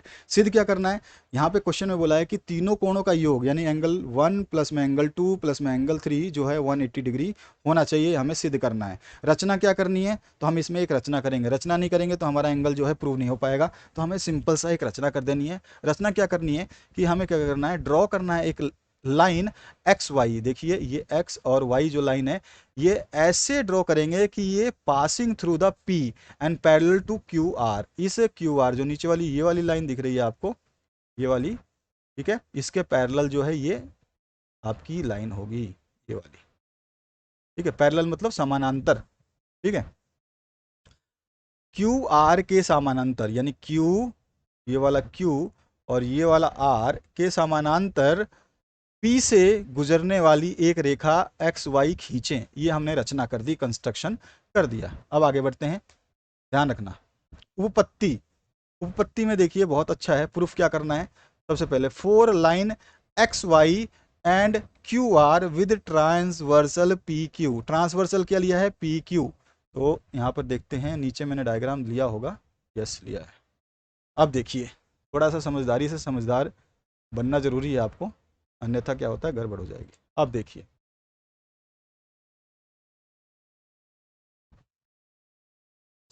यहाँ पर 4 लाइंस, अब हमने उपपत्ति कर रहे हैं, 4 लाइंस एक्स वाई। अब देखिए, ये एक्स वाई लाइन है, ठीक है। ये वाली एक्स, ये वाली जो डॉटेड लाइन है ना, इसकी बात हो रही है, X Y and line Q R. अब देखिए क्यू आर कौन सी है, इसके पैरेलल वाली क्यू आर की बात हो रही है, नीचे वाली, ये वाली क्यू आर। थोड़ा सा ध्यान देना बहुत जरूरी है आपको। हाँ, विद ट्रांसवर्सल पी क्यू। अब पी क्यू जो है ये ट्रांसवर्सल है, यानी कि अगर मैं इस तरह से और इस तरह से खींचूँ तो ये जो लाइन है यहाँ पर, ये वाली टेढ़ी लाइन जा रही है, तो ये हो गई पी और ये हो गया आपका क्यू, ठीक है। क्योंकि आपका ट्राइंगल कुछ इस तरह से ही तो बना हुआ है, ठीक है। ये पी पॉइंट है, और यहाँ पे ये एंगल बना हुआ है, फिर ये एंगल बना हुआ है, अंदर एक एंगल ये बना हुआ है, फिर इधर आपका ये एंगल बना हुआ है। हमने बस इस लाइन को बढ़ाया है, आप चाहें तो इस तरह से बढ़ा सकते हैं, ठीक है ना। समझ में आ गया होगा। चलो, अभी इसको मैं हटा देता हूँ। तो यहाँ पर पी क्यू ले लिया, तो ये हमारा आ गया पी और ये हमारा आ गया क्यू, ठीक है, पी क्यू। अब देखिए, यानी कि एक्स वाई और क्यू आर रेखाओं के लिए तिर्यक रेखा पी क्यू से, तिर्यक रेखा पी क्यू से, ठीक है। आप देखिए, पी क्यू क्या है, तिर्यक रेखा है, पी और क्यू ये सीधी लाइन, अगर हम देखें तो इस तरह से ये जा रही है सीधी, ऐसे, ठीक है, ऐसे जा रही है। तो ये पी क्यू लाइन क्या है, तिर्यक रेखा हो गई आपकी। तो इससे क्या होगा, अब थोड़ा समझने वाली बात है, ध्यान देना, बहुत इंपॉर्टेंट चीज़ बताने वाला हूँ। यहाँ पर देखिए एंगल नंबर 2, ठीक है, यानी कि एंगल नंबर 2 ये वाला जो बन रहा है, ठीक है, ये किसके बराबर होगा। तो मैंने देखा कि ये जो लाइन जा रही है इस तरह से, वो 4 नंबर एंगल बना रही है, ये वाला 4 नंबर जो एंगल है ये बना रही है। ये क्या होते हैं, आपके अल्टरनेट एंगल्स होते हैं। तो एंगल 2 जो है वो किसके बराबर होगा, एंगल 4 के। अल्टरनेट एंगल है, यानी एकांतर कोण है, ठीक है। यहाँ तक समझ में आ गया। पहला मैंने आपको चीज़ समझाया। इसके नीचे दूसरी चीज़ हमको लिखनी है, for line X Y and Q R. फिर से लाइन वही एक्स वाई ही रहेगी, ये लाइन डॉटेड वाली भी रहेगी और नीचे क्यू आर ही रहेगा, लेकिन ट्रांसवर्सल लाइन जो है, तिर्यक रेखा, वो चेंज हो जाएगा ही, वो हो जाएगी पी आर। पी आर जो है ट्रांसवर्सल लाइन हमारी बात हो रही है। पी आर कौन सा है, पी ये है और आर इधर आ गया, क्यू नहीं लेंगे। अब अपना डायग्राम कुछ इस तरह से बन रहा, ऐसे, ठीक है ना। तो ये तो पी है आपका और ये वाला आर है।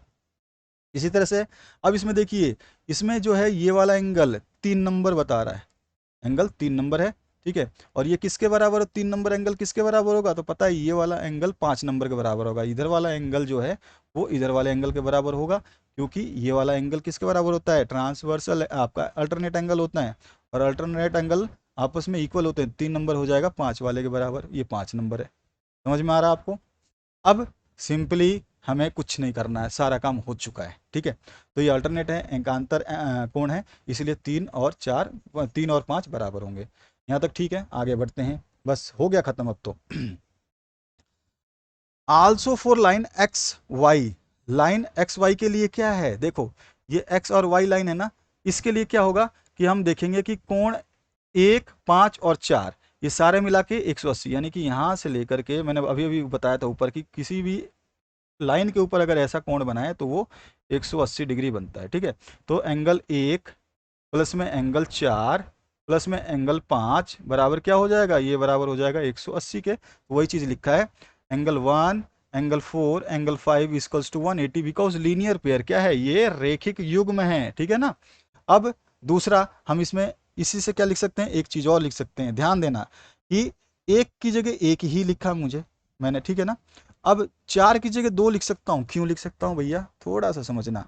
देखो ऊपर अभी अभी हमने इसको माना था कि इस वाली लाइंस ट्रांसवर्सल पी क्यू अगर एक्स वाई और क्यू आर पैरेलल है और पी क्यू अगर ट्रांसवर्सल है तो एंगल 2 बराबर एंगल 4 होगा। तो एंगल 4 की जगह क्या लिख सकता हूँ मैं, एंगल 4 और 2 बराबर है, तो एंगल 2 लिख दिया 4 की जगह। समझ में आया आपको, इसकी जगह ये लिख दिया। अब देखिए यहाँ पर 5 नंबर है, 5 नंबर किसके बराबर है, तो यहाँ पे देखा मैंने 5 नंबर एंगल जो है वो 3 के बराबर है, तो एंगल नंबर 3 भी हमने लिख दिया। तो 1 2 3 यही तो सिद्ध करना था, 1 + 2 + 3 बराबर 180 होता है, ये तो 180 था ही, बस हमने 1 2 3 चेंज किया। हम फ्रॉम इक्वेशन नंबर फर्स्ट और सेकंड को यूज़ किया, ठीक है। रेखिक युग्म हमने यूज़ किया, लीनियर पेयर, बस एंगल्स को इक्वेट किया कि ये एंगल ये दोनों बराबर होते हैं, तो उसकी जगह ये लिख सकते हैं, एंगल 3 और 5 बराबर है तो 5 की जगह 3 लिख सकते हैं। हमें प्रूव करना था कि एंगल 1 + एंगल 2 + एंगल 3, यानी कि त्रिभुज के इंटीरियर एंगल्स होते हैं जो एक नंबर, एंगल नंबर 2 और एंगल नंबर 3, ये तीनों मिलकर के 180 डिग्री का कोण बनाते हैं।